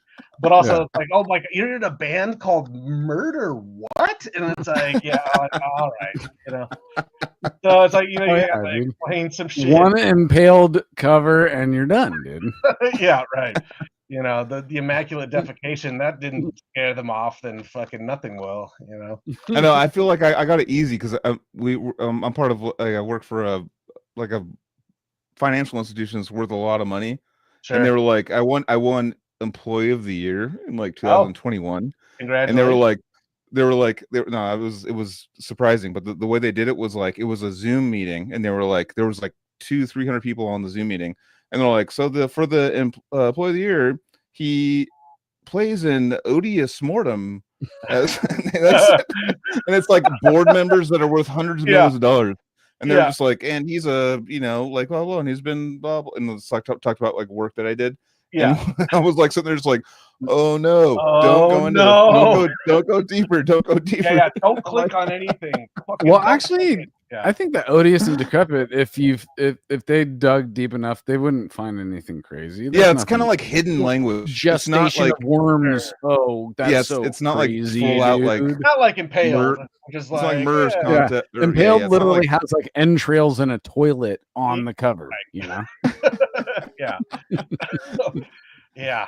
But if you're smart enough, dude, if you crush it at your job enough, then it doesn't matter. I'm sorry, one more time. I'm saying if you crush it at your job enough, and you're like a very important they don't get IT team, they'll be like, whatever. He's a little eccentric. Yeah, right. But he does a great job, and that's what brought me out first for these like people focused like Zoom meetings, and so like I was the first one to do it. Then they had like 4 more, and then they're like, nobody's really digging this one. And it was like they were like, yours was like big, and then the next guy was talking about doing credit churning. And then like another guy talked about the networking thing, and they're just like, nobody gave a fuck about this shit. They're like, it's hilarious that we have a death metal guy. It's not that hilarious that we have a guy who's like fucking burning through credit cards and shit.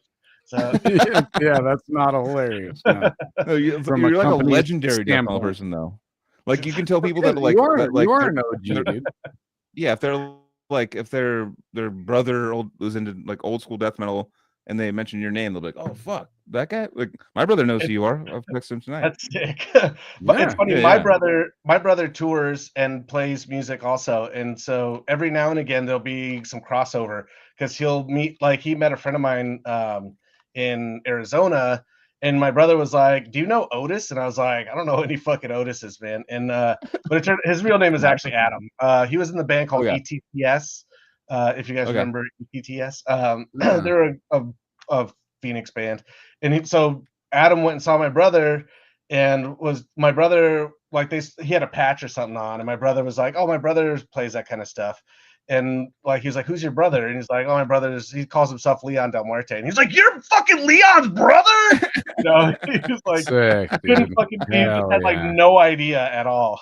That's rad. Yeah, it's awesome. dude. Yeah. Because when people are into it, they're into it. It's like you can't be like casually. It can't be like a No. Disturbed. Like, oh, you like Disturbed? Oh, cool. You like Right. Disturbed? We're Yeah. no like, if different you're than into any other like the- kind of nerds You on have the to be a planet. deep We're just, fucking Yeah. nerd to know who I am. Yeah, it's nerds. We're nerds. but that's what it's all about, and we love that. You know, Yeah. it's like Yeah. I love to have those little.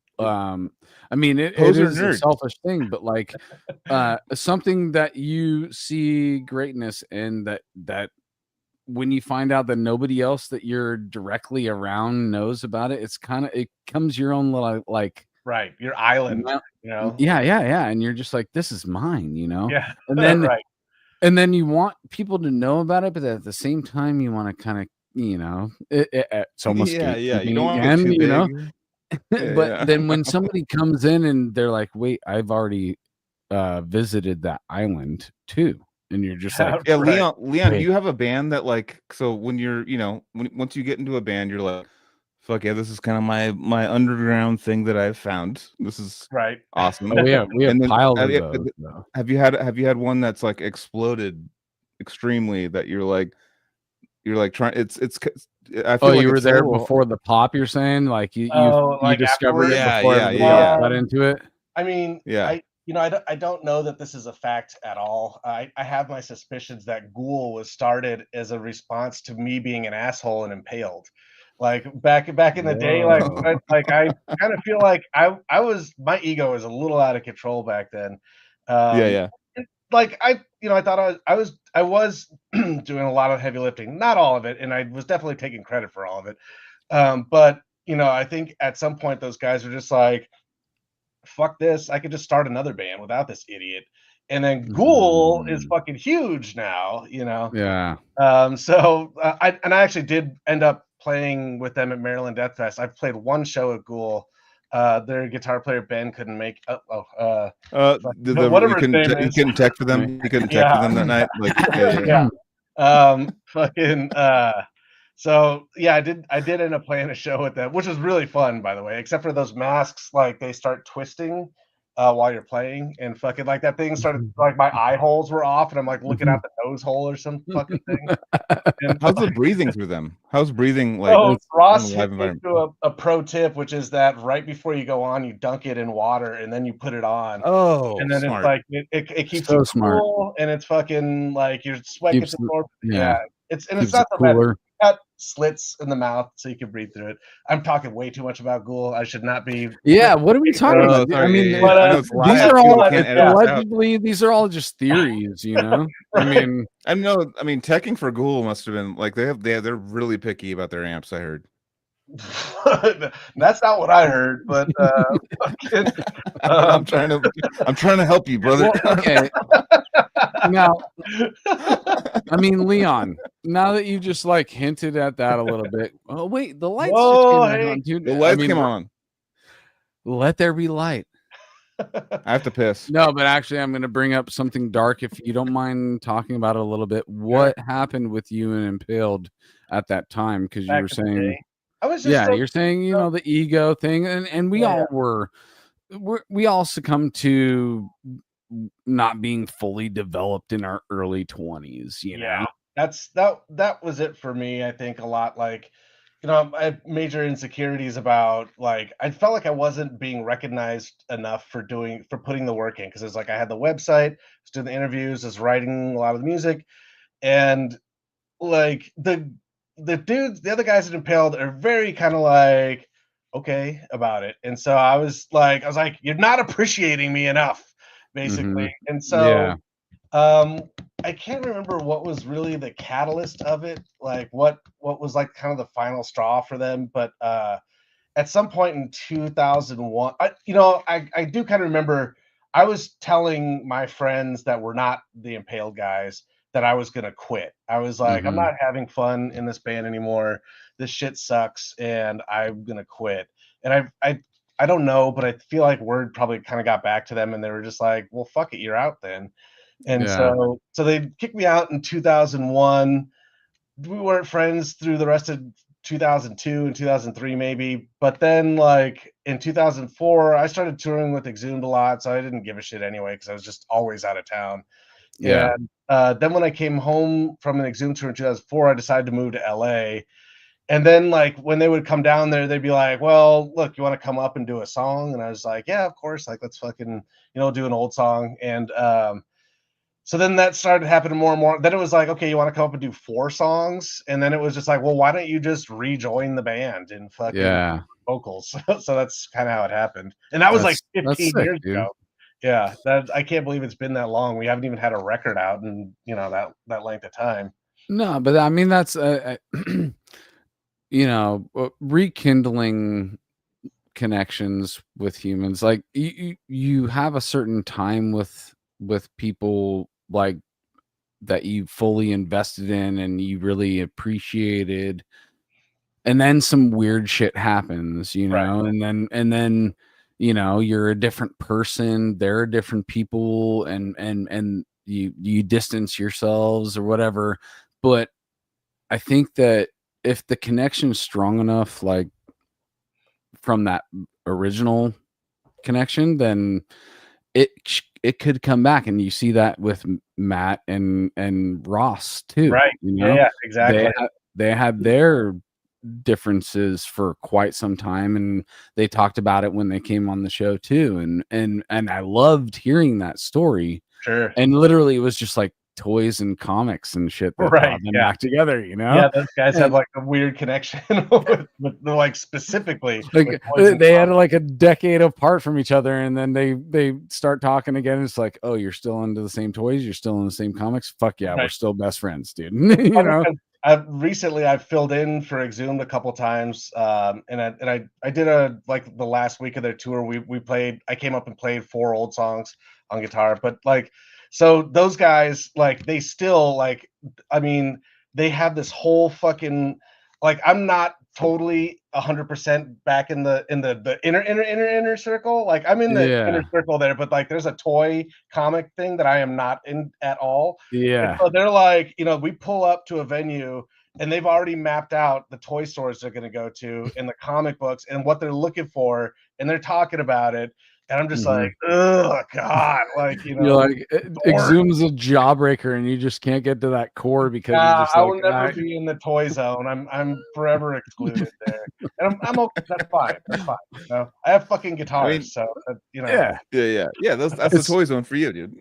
Yeah, exactly. Exactly. That's what it is. It's no different. It's translates the same way. It is the exact same thing. Just fucking. I was gonna say it's way more expensive, but fucking some of those toys that they drop money on, I'm like, all right, fucking, what's up? It's funny, dude. I'm sorry. I'm hearing Matt. I'm hearing Matt and Ross in my head saying, "Well, no, dude, guitars are different because there's no backstory to the." Oh, with the toys, totally be there's a whole, 100%. That would be. And I'm not saying that that's bad. I am. I am. Oh shit! That's fine. No, I do love the toys that I still love. That's it. Yeah, I mean, I like Super Soakers. Super Soaker. Yeah, that's a good dude. I randomly like one of the Super Soaker kick. I remember like the 50, that like green one, and I was like, I just eBayed. I was like, oh, I wonder if someone has one of these. They're like, yeah, we got one. $250, and I was like, fuck, almost gonna do it, dude. No, the old school OG, one, the OG in the package. Yeah. I'm like, fuck, that was my childhood, dude. Package? Yeah, that's a childhood thing. It's like a dumb. If you were to tell someone that was born in 1993 about that, they'd be like, "You're ridiculous. Why the fuck would you get a squirt gun?" But you're like, at the time when those fucking things came out, you're like, dude, those so are much to me. Like when I was a kid. I know. How sick was it? How sick was it when they made the one that had the backpack, dude? That had the fucking hose that came from the back and shit. I never bought it, but I always saw the commercial, dude, and I was just like, dude, dual fucking little tubes on the back and shit. No, so quick badass. Flashback to the Buddhism era of my life with my mom. There was one of the kids there. One of the kids there was having a birthday party. No, dude, you have no idea. So what they did is for all the kids, they got the gnarliest Super Soakers that you got to take home for all the kids that you got to put backpacks on, double tubed, and there was a food fight set up. So it was all food set up for everyone, and then you got to like put like sodas in all of your super soakers and just gross. fucking blast the adults and like everything. And I was like, it was like this, and the cakes to throw shit at people at. And That's it was, I was like, what amazing. the fuck? I know. I was like, what the fuck is the sickest thing? Are you guys indoctrinating me right now? Because I'm in. Right. I'm in. They're totally they were, dude. They're like, Yeah, you want whatever you to be one with the universe, dude? Yeah. Throw some cake at this fucking person. Right But there now, was dude. so much laughter. It was like, I was like, I get it. You guys, No, nailed that's it. what You it guys is. nailed it. That's exactly Yeah. what they're doing, Fuck, dude. yeah, is I know. bringing joy, Oh, that was bringing very smart. not involuntary, but just spontaneous joy. Just like, oh shit, a kid. You didn't know that was going to happen, and they just like layered you up with like tons The of fun, sickest dude. shit. And Yeah. to me, those things were like $1,000 a piece, but in reality, they were 40. You know, it was like, it was like, I was like, what? Doesn't matter. They put the Dude, you fucking felt like fucking backpack of piss on. I don't know. But, there was a kid in my old block when I was a kid that like the Superstar 50. He had us all piss in it, and then he put like Eesh. you know like stuff from like his family's Speaking of like piss. or whatever, and then like he decided to like he's all this one kid that no one liked on the block. He's like, let's all go hit him with it. And I was like, this is fucked up. And I remember being like maybe second grade, third grade, and knowing this was bad, and just like I just pissed as a group in this bottle, Right. and then we all just hit him with it, and then and I he's still getting think all about it to this day. mouth. It's like, I feel so bad for this fucking kid, man. I still feel bad for this. That That was rot in your fucking heart, you know. that was like 35 years ago, and I feel like I still have things to make up to Just, people. this kid, that kid was Elon Musk or something. Yeah, no, his name was David, but I still remember his name. That's insane that I remember his name. I felt so bad, dude. I was like trying. It's one of those things, you know, those when you're growing up and stuff, and the cool kids maybe give you like a hangout with them, and they're like, and then they have you do something kind of weird, and you're like, I don't know if I want to go that extreme. And it was kind of like the first experience with that, like very young, just like, all right, let's shoot You this had kid to with do it. piss. Like that was your yeah. You know, You can't puss out and be like, no. And then you'll get the piss. Right. You don't want the piss. No, yeah. Oh, yeah. Right. If you don't do it, you're getting it. Yeah. So, You're getting the piss. Yeah. When I was I went to public school in public high school for 1 year in 9th grade, and that was in Pinole, and we hung out at Pinole Valley High School. Like there was a bridge kind of away from the school. They had an open campus, so you could come and go at lunch, whatever. And so we would go over to the bridge, and all the stoners, the metal guys, all the rejects, and weird people that had already graduated that were too old to be hanging out with high schoolers. It was very like Matthew McConaughey shit fucking going on over there. It was super weird, but I didn't think so at the time because I was a little kid when I was in 9th grade. I was probably like 5'2" or something, or 5 foot, It's or like whatever. Anthony's height. Yeah. Like just a little fucking short ass kid. 5'8", very short. I think I'm 5'8" on a good day, actually. Yeah, you can get some I'm pumps. just kidding. And like they would if some fucking goof would like said something weird, they would throw him off the bridge into the creek below and shit, which is so fucking dangerous. Like now, it's like you could have totally killed somebody. But it was like if I didn't help throw this kid off the fucking bridge, I was I got thrown in. There was a recycling bin and had a hole like this big that you threw the cans in. It's like one of those big domes. Yep. And I got thrown in the recycling bin, and I was like, okay, I do not want to get thrown off the bridge. So you're just a human learning behavior. Like I would rather not be in there. So what do I need to do not be in there anymore? Right. So there was once I got thrown in like it took a long time to get out of there. Like somebody had to kind of half dive in and pull me out. It's like it wasn't that traumatic, but it sucked, and I smelled like old fucking beer and old soda and shit, that gross fucking bar smell. So, any type of liquid in a dumpster touching your skin, That's like the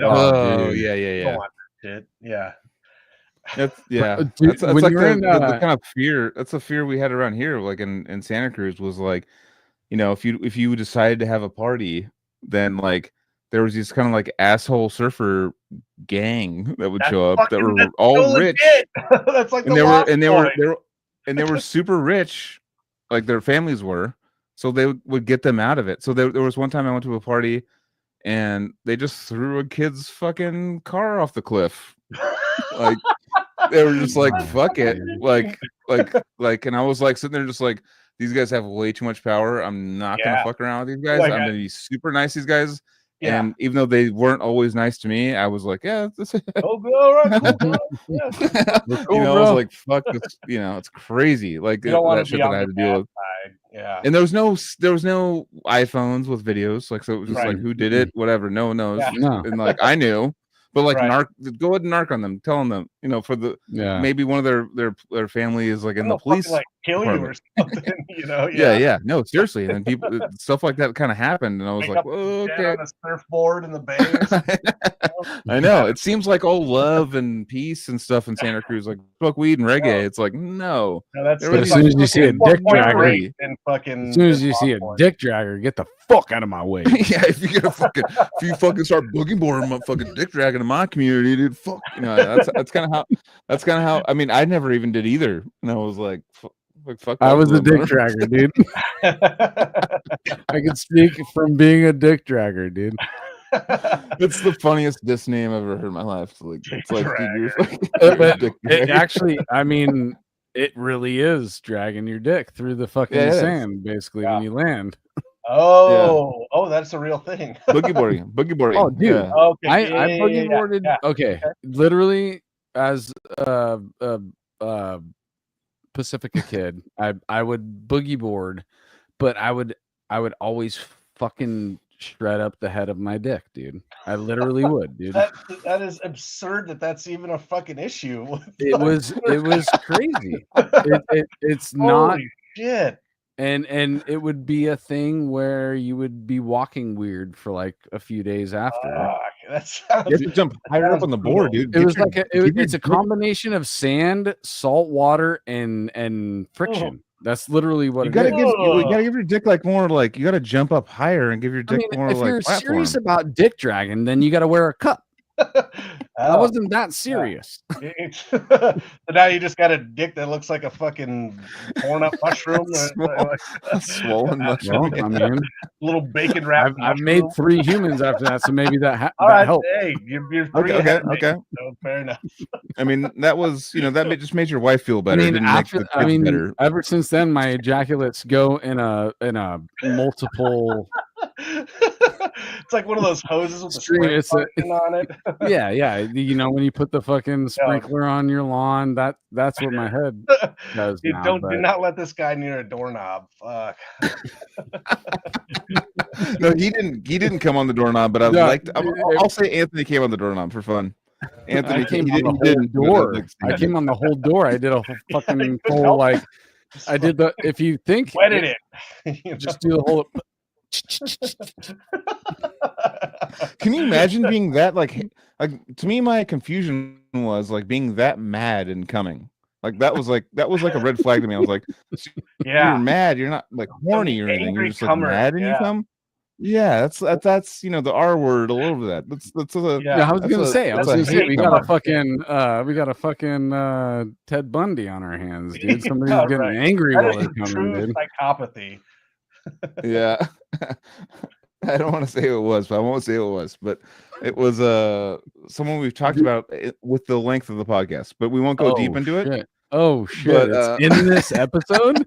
Oh fuck, dude! You shouldn't have. You know said who it that, is, dude. It was, but still Harvey? hilarious. Dude, it was George Corpse. I'm just kidding. It was not. I was not playing a small bar with him. He was playing big places. No, it was Dan Kenny. Dude. I would say it's Dan Kenny for fun. Do you know Leon? Do you know Dan I don't think so. from Suicide Silence? No, I don't think I know that guy. Okay. That's just my best friend that we gotcha. started back in the day. Me and him started a band called Carnivorous. I don't know if you came through the pound at all at a show that we played, but if you came at the Carnivorous, yeah, we shared a drummer with Severed. That's okay. how Is that Troy? Troy. Yeah, Troy. yeah. Oh, okay. Sick. Yeah. Huh. That goddamn, that does sort of vaguely ring a bell, but man, it's been a I know, minute. dude. I mean, it's well, especially with all you've been through. How can you hold on to all the memories? You know, He's like he's The- IT the though. earlier He ones, remembers at like least. all these like acronyms. He's like, dude, have you changed the WSOP with the IP? Yeah, right. Well, yeah, It's that's like, what, yeah, that's yeah, where you yeah, guys you, have your main Yeah. the main I part of hate your that brain shit, by works the in way. that. I No, don't people know like- what it is, but I do have a good memory for like I was saying earlier. I wasn't actually kidding when I was saying that I'm usually pretty good about the name and face game. But yeah, I don't know. It's just And we're virtually meeting right now, dude. yeah. You And I know, mean, it's like- I know we have met, and just I'm not placing it, and it's And I'm not- gonna and I literally didn't bring drive up- me fucking nuts. But like, I didn't bring up Dan, or actually Joel did, but I didn't bring that up just for that. I was just Yeah, saying, no, you know, no. Dan's But yeah. another guy that was around in the if I saw his OGs. face, I might recognize him.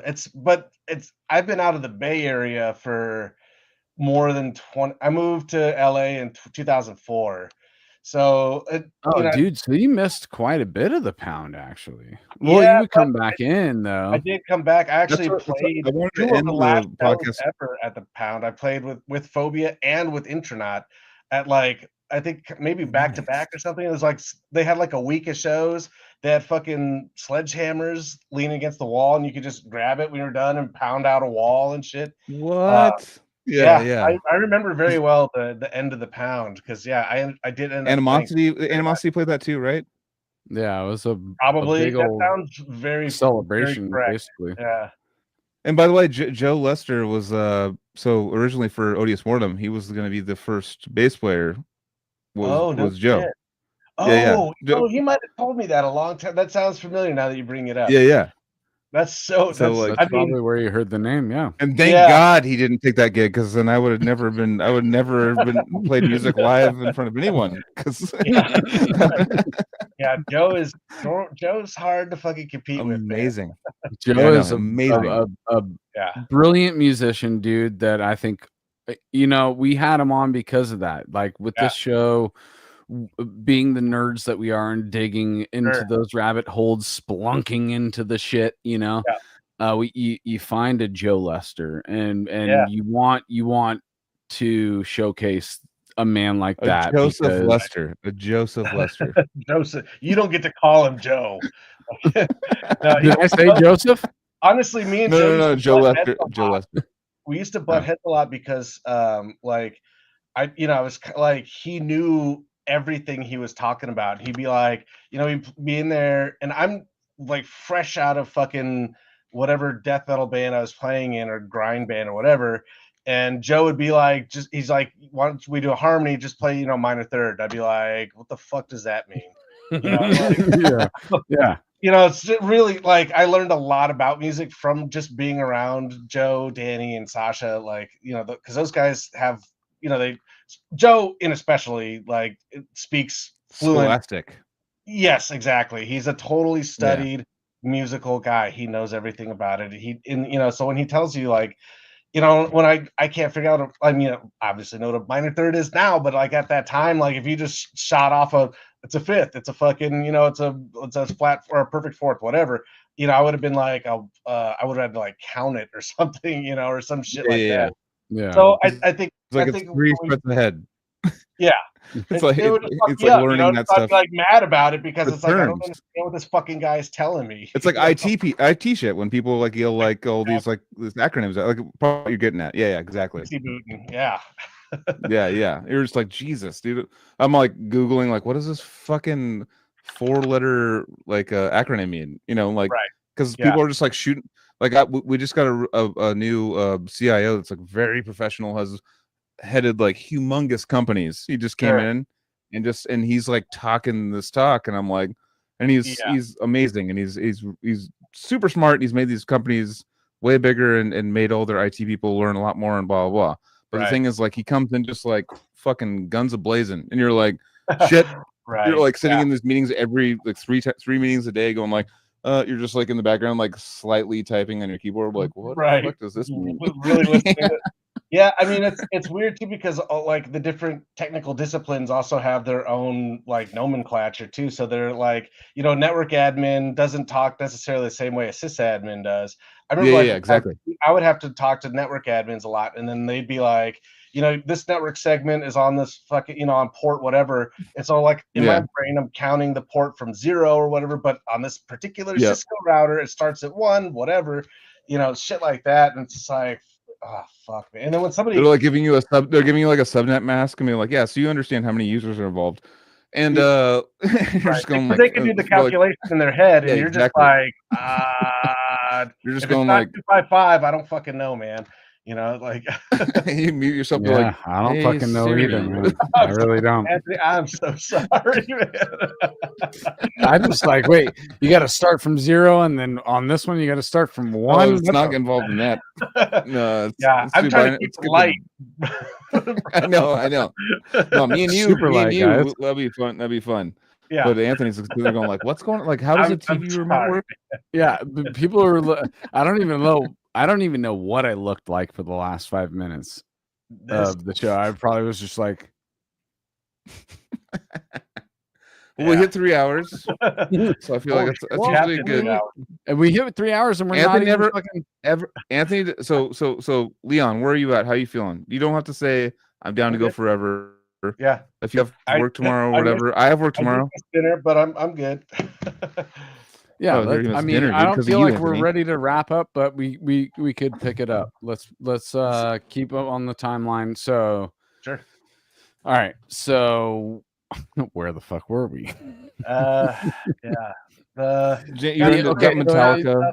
Out of Impaled, you left Impaled, and then after that, I didn't what leave. happened? I got kicked out. Okay, you I got kicked out of booted. Impaled. So then I rejoined Exhumed for like until 2005, and we basically at some point we were on like our 5th second guitar player, 4th drummer. Like Matt was just like ready to pack it in. So he was just like, Yeah. he's like, this is, he's like, I think because we were taking literally every tour we were offered. I was like, yeah, let's fucking go. Because at that point I would do like contract jobs between tours. So I was just like, I worked at like the fucking Sharper Image corporate headquarters. Like basically like I was hired as an admin, but I was basically just a gopher, and but I got paid like an admin. So I was just like, whatever. And fucking, I did shit like that. And I worked at like wine.com and like a couple but it just like, I'd start being friends with the people there, and then they'd just be like, well, whatever, dude. Like they'll be like, we'll just keep you on until you leave for your tour. And it's like, all right. So I did get really lucky and that kind of stuff. And then so Exhumed split up 2005 for 7 years. And then in that time, I was playing with Phobia and Intronaut and Murdered Construct. Murdered Construct was my band. That was like a band I wrote almost all the not. It was like you, Danny, and Travis, right? Yeah, me, Danny, Travis, Caleb from Bad Acid Trip, and initially we had Kevin Fetus was playing guitar. And then we replaced him with Chris from Exhausted Prayer at some point. We only Exhausted Prayer's been on our one of our early episodes as well. Kevin, remember me Kevin's last name? Kevin Fetus, Kevin Bernier. This is okay. Yeah, that's right. He would if I said Bernier, he would correct me and be like Fetus. So fetus? Yeah. That guy is a very interesting guitar player. He approaches guitar like very differently. But so that like I really wanted that to be my band. Like I basically essentially was telling Matt, even before we unofficially split up, I was like, I want to fuck off of Exhumed. I don't want to play bass anymore. I want to fucking get back to playing guitar and writing my own shit. So that was kind of my band. We did not that much. We have a record and an EP, and it was fun. It was like writing with Caleb and Kevin, and that could have gone on for a little while longer. But then before we get off, it sounds like you want to get off on that. I just want to say that because I listen.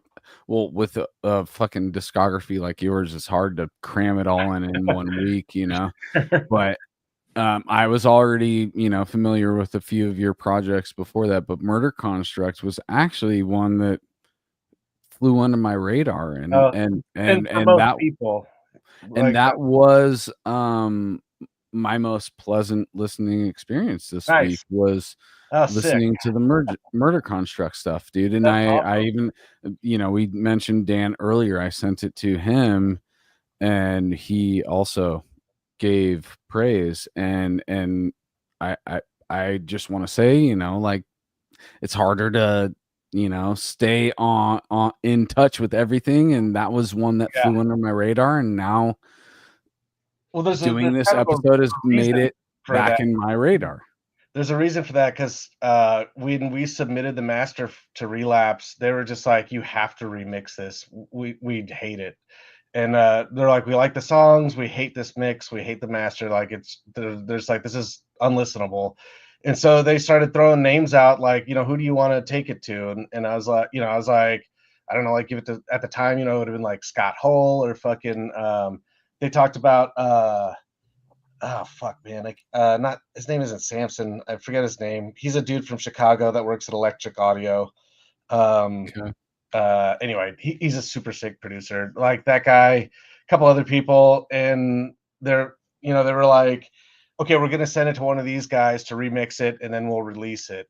And then, like, I think maybe even Steve Albini. No, not Steve Albini, but he worked with Steve Albini. I'm friends with him on fucking Facebook, and I'm totally, but Sanford Parker. Sanford Parker. Okay. And so they were like, this was at a Relapse. This was at a Relapse, like, it was like a Relapse show where it was all Relapse bands playing, not Murder Construct for some reason. Like, everybody flew out to LA. They had this fucking show where all these Relapse bands it was like a Relapse showcase. And so earlier in the night, they were like, yeah, we'll send it to Sanford, we'll send it to Scott Hull, blah, blah, blah. We'll get this fixed up. This is a great record. And then I think by the end of that night, they were like, we're not going to spend any more money on it. We're just going to call it a loss. And so, like, they advertised it one time, big picture, in like Decibel or Revolver, probably both. And then from then on, it was just like a tiny little pixel-sized image in the corner of the Relapse. You're talking about the first EP, the one with the reverse gun? The record. Yeah, the EP they loved. And so they were just like, why don't you go back to that guy? And the guy who recorded the EP was a neighbor of mine who was just like, he's a metal guy, but he was just like, he was doing it for beer. And it's like, I felt like I was taking advantage of the guy, so he did a great job, but I was just like, man, this is like, because he did like, that EP sounds great. It's very natural sounding. Like, it sounds. I'm gonna be honest. That's the only thing I did listen to. I didn't listen to the full length. I only listened to the EP with the reverse stock on the gun. Yeah. Which actually I thought was a very cool cover. I thought that. Have you seen the record cover? Because it's equally as good.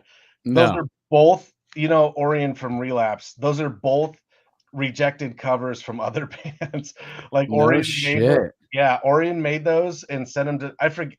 I forget the one that we used for Results, the full length. That cover is fan fucking. When he sent it to me, I was like, this is the best fucking thing I've ever seen. I would never honk my own horn like that, but I really did just love it. And he was just like, dude, I gave this to like some metalcore band or whatever, and he was like, they just said no, it wasn't their style. And I was like, this is literally the best record cover ever. Yeah. And so, and he also, and the reverse gun was one too, like, or maybe it was like a stock image that he had or some. I kind of forget now, but yeah, both of them were rejected covers. And so we used them in like, but yeah, the Relapse just did not push the record. They didn't like it. They were nice enough about it. They were just like, when they dropped us, they were just like, hey, hate to do this to you, but the record's not doing that great, and they weren't pushing it, and it was just kind of like, they had other shit on their plate at the time, and I was super fucking pissed off about it at the time, but I would be too, because that's quality stuff, dude. I thought it was good, and I thought if we, I tried to remix it later, and the remix is actually just as bad as the original mix, because I didn't know what I was doing when I remixed it like 5-6 years ago. But yeah, that record, it's kind of a bummer, and that basically was the end of the band. It was like Relapse doesn't want us, and Travis is fucking super busy with touring, but it's like Cattle, every yeah. now and again somebody comes up and they're just like, dude, when's the next Murder Construct record? Because there was a couple of songs that we recorded at a rehearsal that were kind of floating around, and they're like, that a couple of people had heard it and they were like, dude, you guys gotta finish that song and release it. And every couple of years I start writing something where I'm like, fucking, maybe we'll do this again. And Travis is always like, let's do it. Like, people ask me about it, and I was like, well, fuck, man, but it just hasn't happened yet, and who knows if it ever will. Yeah. Well, I mean, that's the thing, dude. The ambitious style of a musician like you're gonna have stuff like that pop up. You have to eat some failures. It's a Yeah. hard fucking pill to swallow. I know for you, like especially like one thing that actually blows my mind is like how many years you've been in the scene, how many sounds you've heard, like when you hear something, how many or sounds when you're you've making played. something, and how many sounds you've played, like when you're like in 2026, you're gonna put something out. Like what's the style to like make you think that? Well, I this mean, is something that's new that I need to put out. I mean, I'm asking Leon, you son of a gun. I know he's asking you Leon, bald son of a gun. No, but I know what Leon might be thinking, which is the light. Well, no, but he's but Leon's right here, and I can ask him what he's thinking. But like as far as like but like as far as like you've seen it all. You've been the 90s, early 90s to like now, and like when you put something on tape, like what's the style that you'd want to show to the world? Like, what's your perfect style? Wait, It's who a hard knows question, Elizabeth Sando and who was going to go out to drinks with her tonight, dude? Somebody was going out to drink. Ruin my question, you son of a gun. Oh shit! You love me, dude. You love me so much, dude. No, he has. No, if you need to go to drinks, dude, go to drinks. That's your wife, dude. That's your wife. Shout out his wife, to Elizabeth, dude. That means I didn't know if she was talking to somebody in the chat or if she was talking. If my wife's in the chat saying we're going out to drinks right now, I'm out of here. I'm just letting you know. I'm sorry, we're keeping your hubby for as long as we have been, Elizabeth. We could kind of thank you so much for letting us have him. No, we could kind of wrap it up. I think I've missed most of this. Jesus. But I got a whole weekend with this is Anthony's fault. Anthony wants to keep everyone for super long. I was like, I understood the guy's time. Anthony's like, whatever, dude. He doesn't care. He's like, well, it's fine. He doesn't have like a wife and a family or anything. Wants to hang out with them. And I'm like, Joel's just starting to get negative now. He's just starting to get. He's starting to feel the darkness. See, now she's mad. Keep him. Yeah, your fault, Anthony. It's Anthony Trapani's fault. I'll give you his address for you. I'll send you I've been in multiple bands with this guy. He calls me one of his best friends. He still never says my last name correctly. He just call me Trapani. I'm totally gonna Joel Hornier. I'm gonna start calling you that, dude. No. We gotta let him get out to fucking drinks with his wife. All right, it's all right. It's fine. No, dude. If you really need to go, dude, we've had you for plenty of time, dude. But I would still love to hang out. If you don't want to go another 15 minutes or something. All right, let's do it. Okay, 15 minutes. All right, let's do a 15 minutes. 15-minute wrap up here. But you were right. Lightbreaker. I feel like I had a good question.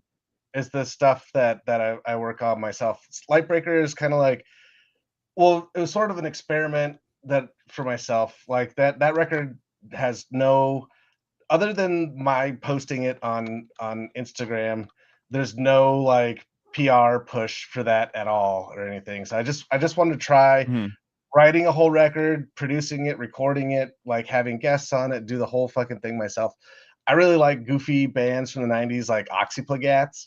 I know that's a deep cut, but fucking actually, I guess a lot of people know who Oxyplagats is these days. But I love that kind of shit, and I just want to try doing something like that. It's still kind of my style. It's more kind of death grind with mixed in with some kind of mellower moments and stuff, and the other stuff that I like to listen to. I'm actually musically, I'm done with the second record already.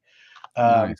That is completely finished. I'm waiting for the vocalists. The vocalists decided that they were going to write the lyrics this time, and kind of it was written the first time. I had a guy who was a vocalist at one point. He wrote all the lyrics, and it was kind of really sectioned off. So it'd be like one person sings this whole thing, one person sings this whole thing, blah blah blah. So now this time we're gonna mix it up with the voices and stuff, and kind of it's a story and blah blah blah.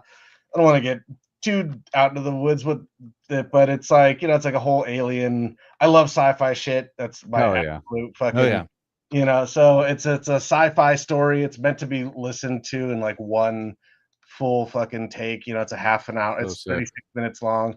It's kind of a soundtracky a little bit. The next one is a little less soundtracky, a little more death metal-y, I guess. But it's got moments of the other stuff too.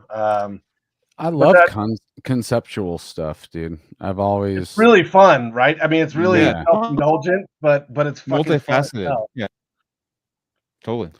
And that's cool. Easter eggs. It all comes from you. I love to me, the Easter eggs are fun. Like finding like things that you've listened to a song a million times, and like you find like, oh shit, and it's like, to me, that's the nerdiness in it. That's why I love like so much prog music nowadays. I'm like, oh fuck, that's why they did that. Okay. Okay, so this is my thing, dude. And Elizabeth, thank you so much for saying that in the chat.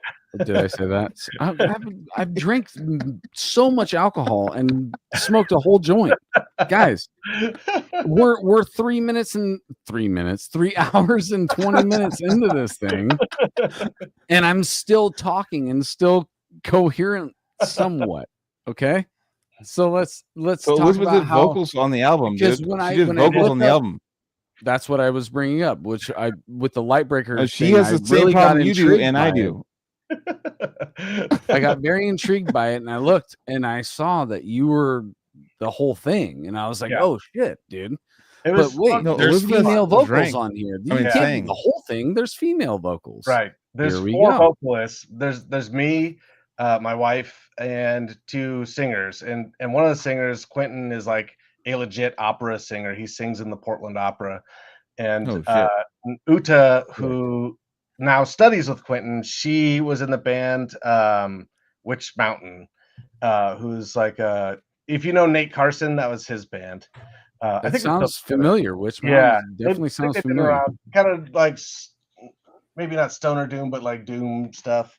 It definitely sounds like it's on par with that as that the band name. It was, it was a little bit of an experiment. I wanted to see how it would go. There's a lot of stuff I didn't do right. Like fucking, I should have hired a PR company to push it. I mean, I made at least what I spent on the physical media back. I sold all 200 copies of it that I pressed. So there was that. Like I am a little proud that I was at least able to do that. But that was also after the algorithm had changed. And so like my reach in trying to like sell that thing was like, it did not get out nearly as far as I thought it would. But what are you going to do? So I'm going to work on the second one. I'm going to try to sell the second one to a label, see if that works this time. It's much better produced. It sounds better. Like, so far anyway. The music's kind of a little more varied, I guess. But because I revisited a few things with Exhumed and Impaled that you were involved in, but I really had fun with Murder Construct and Lightbreaker this week. Nice. Oh, sick.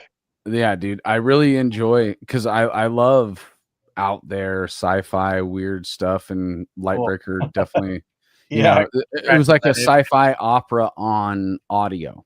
That's what I felt like. That's what I was going for, was like kind of like a soundtrack or something, like a that's what I tried for, and in some ways it worked. In some ways I would have done some things different.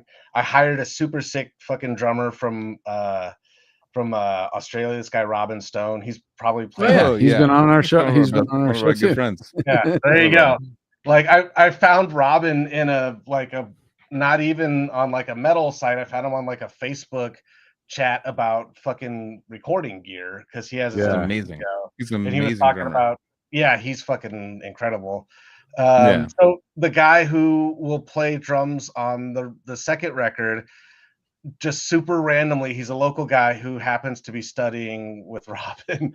So just That's like, awesome. and he plays in Quentin's band. How sick. Yeah. So, everything The seems Aussies produce unique players, dude. They really do. Something David about Haley, that part of the world where because they're upside down. Yeah, it really is, dude. They're in the upside down of Stranger Things, dude. Dude, remember Robin? Like Robin's like a farmer, like or was a farmer out there, and like he would just tell me about like fucking blast beats. I know his blast beats, and he has the most deadly spider on Earth on him all the time. He told me, just like crawling on his arm. But dude. If you piss it off, then it'll murder like 9. But he goes like, no, get out. He doesn't care, and I'm like, bro, like, what do you? He's just like a huntsman spider insane. the size of a dinner plate, just crawling up his shoulder. And he's just like, dude. No, huntsman spiders are lovely compared to what he has. There's these certain spiders that go like these certain like these trees that he would have to cut down, and they're the most deadly spiders by far. They're not even close. Like I forget exactly what breed. He's like, yeah, they're on me all the time. I'm like, what the fuck? Yeah. Nah. My butthole's so much bigger balls right than now, me. guys. Like my balls are inside my body now. Like I am the beta, and now whatever you need to do. And what's cool about him is there's a cool story, Leon, with him is that I met him. He was playing in a band called the Amenta. Yeah, and right. Was it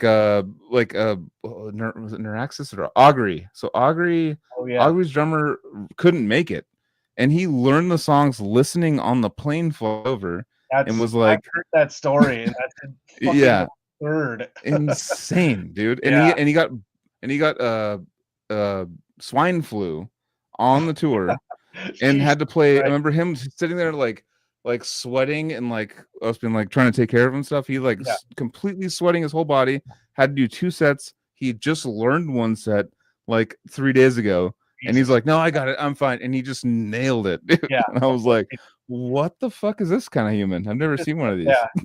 He's just a completely different kind of guy. I don't know him very well. I try not to jam him up all the time because it's just like I watch his videos. I'm like, oh, that's so cool. He's the sweetest guy. He's the sweetest. He's probably the sweetest guy in metal. He's probably the sweetest, nicest guy I've ever met. Definitely way up there. yeah, definitely. But no, his talent level is insane. Like, I just can't. Yeah, I don't believe people when people like that exist. It makes me go like, thank God I don't play drums.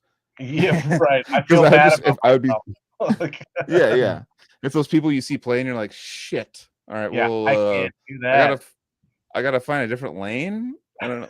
Yeah, right. Back in the day when Paul from Origin first moved to San Francisco, shout out to Paul. Yeah. He asked me to join Origin, and he came over, sat on my bed, and it was like, all right, well, this one goes, and I was just like, nah, let's just go to the bar, man.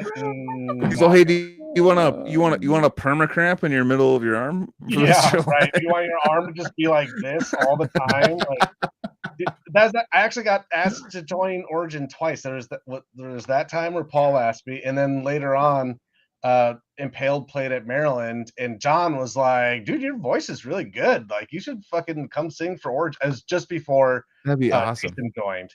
But I was also, again, I was like, I don't think I can fucking rapid fire. Like, I didn't have very good technique at that time. Yeah. I could probably do it now easier, but that takes practice, right? Because I don't know much about specific type of vocalist, dude. Yeah, Origin is you got your rapid fire real type. Barky, you know, very you gotta have a like big old lung sax. Freight Train look all, like James Lee would just look all lazy and just be like, but he's Freight Train, dude. He's Freight Train. Of course, his lung sacs are big enough. But he would play it down like he wasn't gonna do much. He'd be like, yeah, whatever, dude. You're like, holy fuck, dude. Freight Train, fucking guys, fucking James Lee. I'm still friends with him. We toured with him with Origin and with Vile when he was playing with Vile. That's right. Yeah, fucking Freight Train. Classic. He was the first guy to respond about this podcast actually on my Facebook. He's awesome. A guy that needs to be on here too, dude. I mean, he keeps like not wanting to come on, and he used to be the most fucking By the way, Freight Train, James Lee, if you listen to this, you were the most talky motherfucker on tour. You talked my ear off the whole. Every time we hung out, you talked more than any other fucking person I ever met. And now you don't want to come on a podcast? Like, Come the dude, fuck, this is made come for to you. fucking talk, dude. All right. Clip that or whatever. Clip it. No, he was amazing. I loved him. He really intimidated me as a kid when I was like first getting into like going to origin shows. When you like, think of front men. Yeah, and he'd come. He was super nice to me. He was a hammered buffoon. He was a buffoon. Yeah. He was a little bit of a buffoon.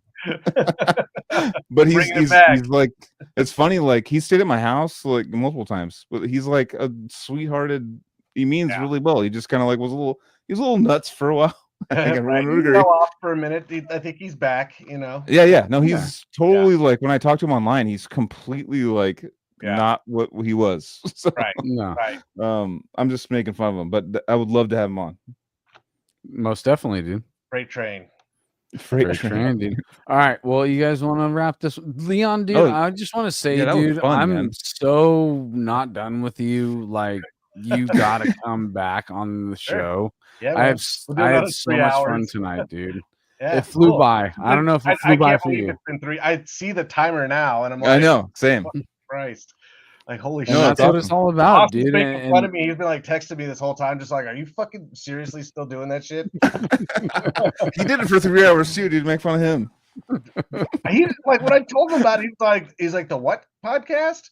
So, yeah. That's all good. It's all good. I mean, hey, I'm gonna go fucking You go back, dude. I mean, there's a lot of fun episodes, dude. And podcasts for older folks. Podcasts are like fucking podcast. I don't know, fucking podcast. Just for posers, dude. I don't want to do poser shit. POSER posers. People of suspicious. God damn. Why earned ranking. Earned ranking. Okay, yeah. People of suspicious earned rank. That was pretty good. That's something else I'll take forever and I'll forget tomorrow. I can't even remember it on the episode. How many times have I tried to fucking Leon, the one thing I have a problem with is you have one of those fucking typey ass loud keyboards. Those totally do. And mechanical keyboards. Type, it's a fucking split. And people in my office would have that. I'd be like, get them the fuck, because like we're all talking. It's all. I'm all sick. Do you have like nails or something? Yeah. No, but I understand the satisfaction behind typing on them. Just like when you're this is the quieter one too. Fuck. Working from home, it's good. It makes 100% sense. But like working in like when you have other people to deal with, when I hear like somebody else's keyboard, I'm like, fuck you, dude. It's murder. You just you feel like your life got penetrated more than it ever has. Right. It's not even a big deal. I'm like, dude, fire them. At all. I'm all disrupt their lives. Fire them because I don't like their keyboards. Disrupt their lives. Back somewhere else, motherfucker. You're out. They were coasting on. No, we need to bring that to a halt. They need to fucking deal. So I'll take their workload over, dude. I'll type silently. They can get the fuck right. If I stop that fucking little laptop keyboard, like a pussy. I'm just kidding.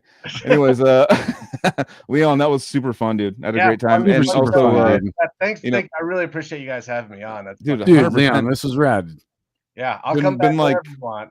I've been nerding out with since the whole you and what's his name? I'm drunk now, but Kevin Talley, right? Kevin Talley guitars. Oh, Kevin Fetus. No. Who makes this guitar? Keith. Oh, Keith. Yeah, Keith Merrow. Yeah, we didn't get to fucking talk about the fucking. Oh yeah, so I found out you have 3 Merrows behind you, dude. You got a lot of Merrow behind you.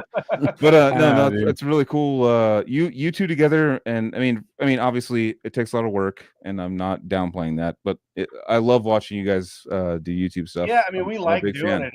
It's it is a labor of love. No, totally. Oh, yeah. And I understand. Like, I'm gonna be like, why don't you guys do more stuff? It's I wish we plugged it up top, dude.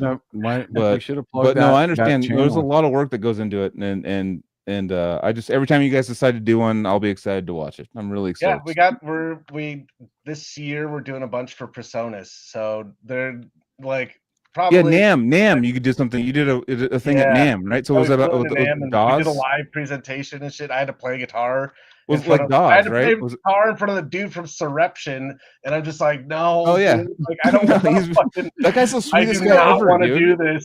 That guy's the nicest guy ever, though, dude. I know That he guy's was, and adorable. like, but I was just like, Ian Way.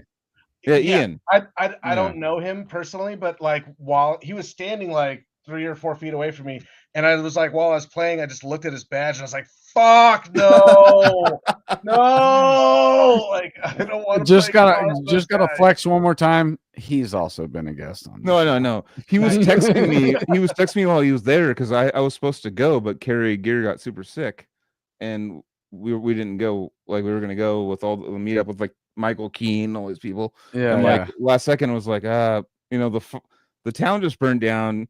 You're sick. Let's not just go run over there. Sure. Like, there's good reasoning there. Yes. Yeah, for sure. But I was like, at the same time, like, Ian's a sweetheart, and he's like looking for he meet like that guy is like looking for knowledge and things that So he was definitely like he didn't point and laugh at me, so that was sick. No, Michael Keane, funny joke. We used to tour with him a bunch with the Faceless and stuff, and Ron Jarzenbeck did a solo on the Odious album, and Ron Jarzenbeck's like one of our Spastic Inc. Watchtower and stuff. So we got him to show up at San Antonio for a Decrepit gig, and I was like, dude, Ron, go up to fucking Michael Keane while he's playing and just look at him and go like, throw him straight off his game for the rest of the night. Because Mike's very he knows like who's looking at him, and I used to always go up there and watch him and be like actually impressed. He's all, dude, you were like, you come up to me after the show like, you're like staring at me the whole time, made me all nervous, and I'm like, I can't even play anywhere near as good as you. Like, bro, why the fuck are you nervous? Yeah, you're fine. But I was like, dude, go up and just go like this. And he's like, should I do it? And I'm like, you just go like, Ron Jarzenbeck, just like, no. Yeah. He's like going, nope. Medium talent. Like, that's so brutal, dude. That's like telling Frank Mullen to come up to me while I'm performing, and just I'm growling and I'm looking at the crowd, and then I just see Frank, and he's just like, and I'd be like, how could I keep going? Yeah, I love Frank though. You I can would talk turn shit away from the no, for Frank, if he does to me, I would just flip him. He's a fucking. He likes the confrontation. He's super fun. Dude. No, I love that guy. I know, but I'd be like, fuck you. I'd be like, fuck you, Frank, in the microphone. I'd be like, fuck you, Frank. I would make it kind of fun. I kind of would. I think I might. If that were to actually happen, I would zone in on him and just keep going. Just stare at him down, just try to vibe him out.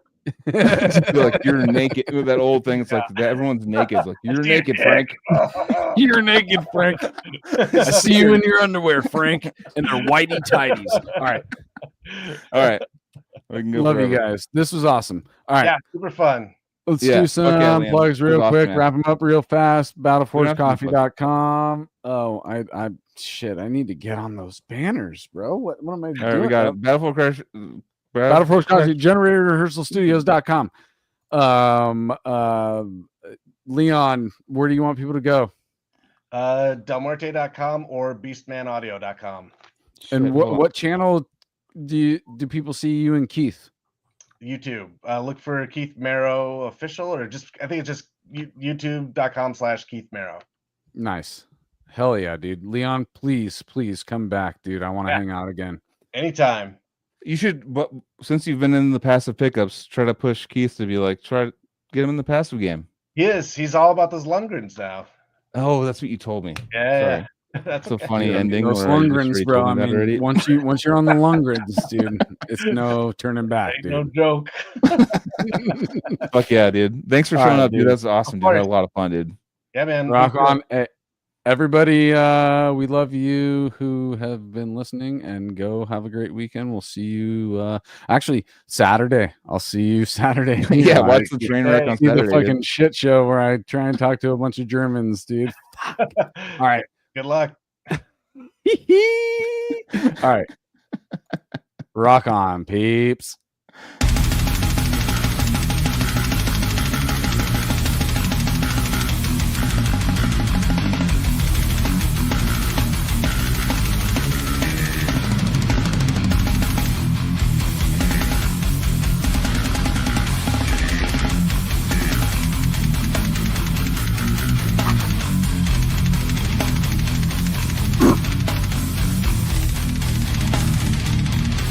Beep, beep, beep,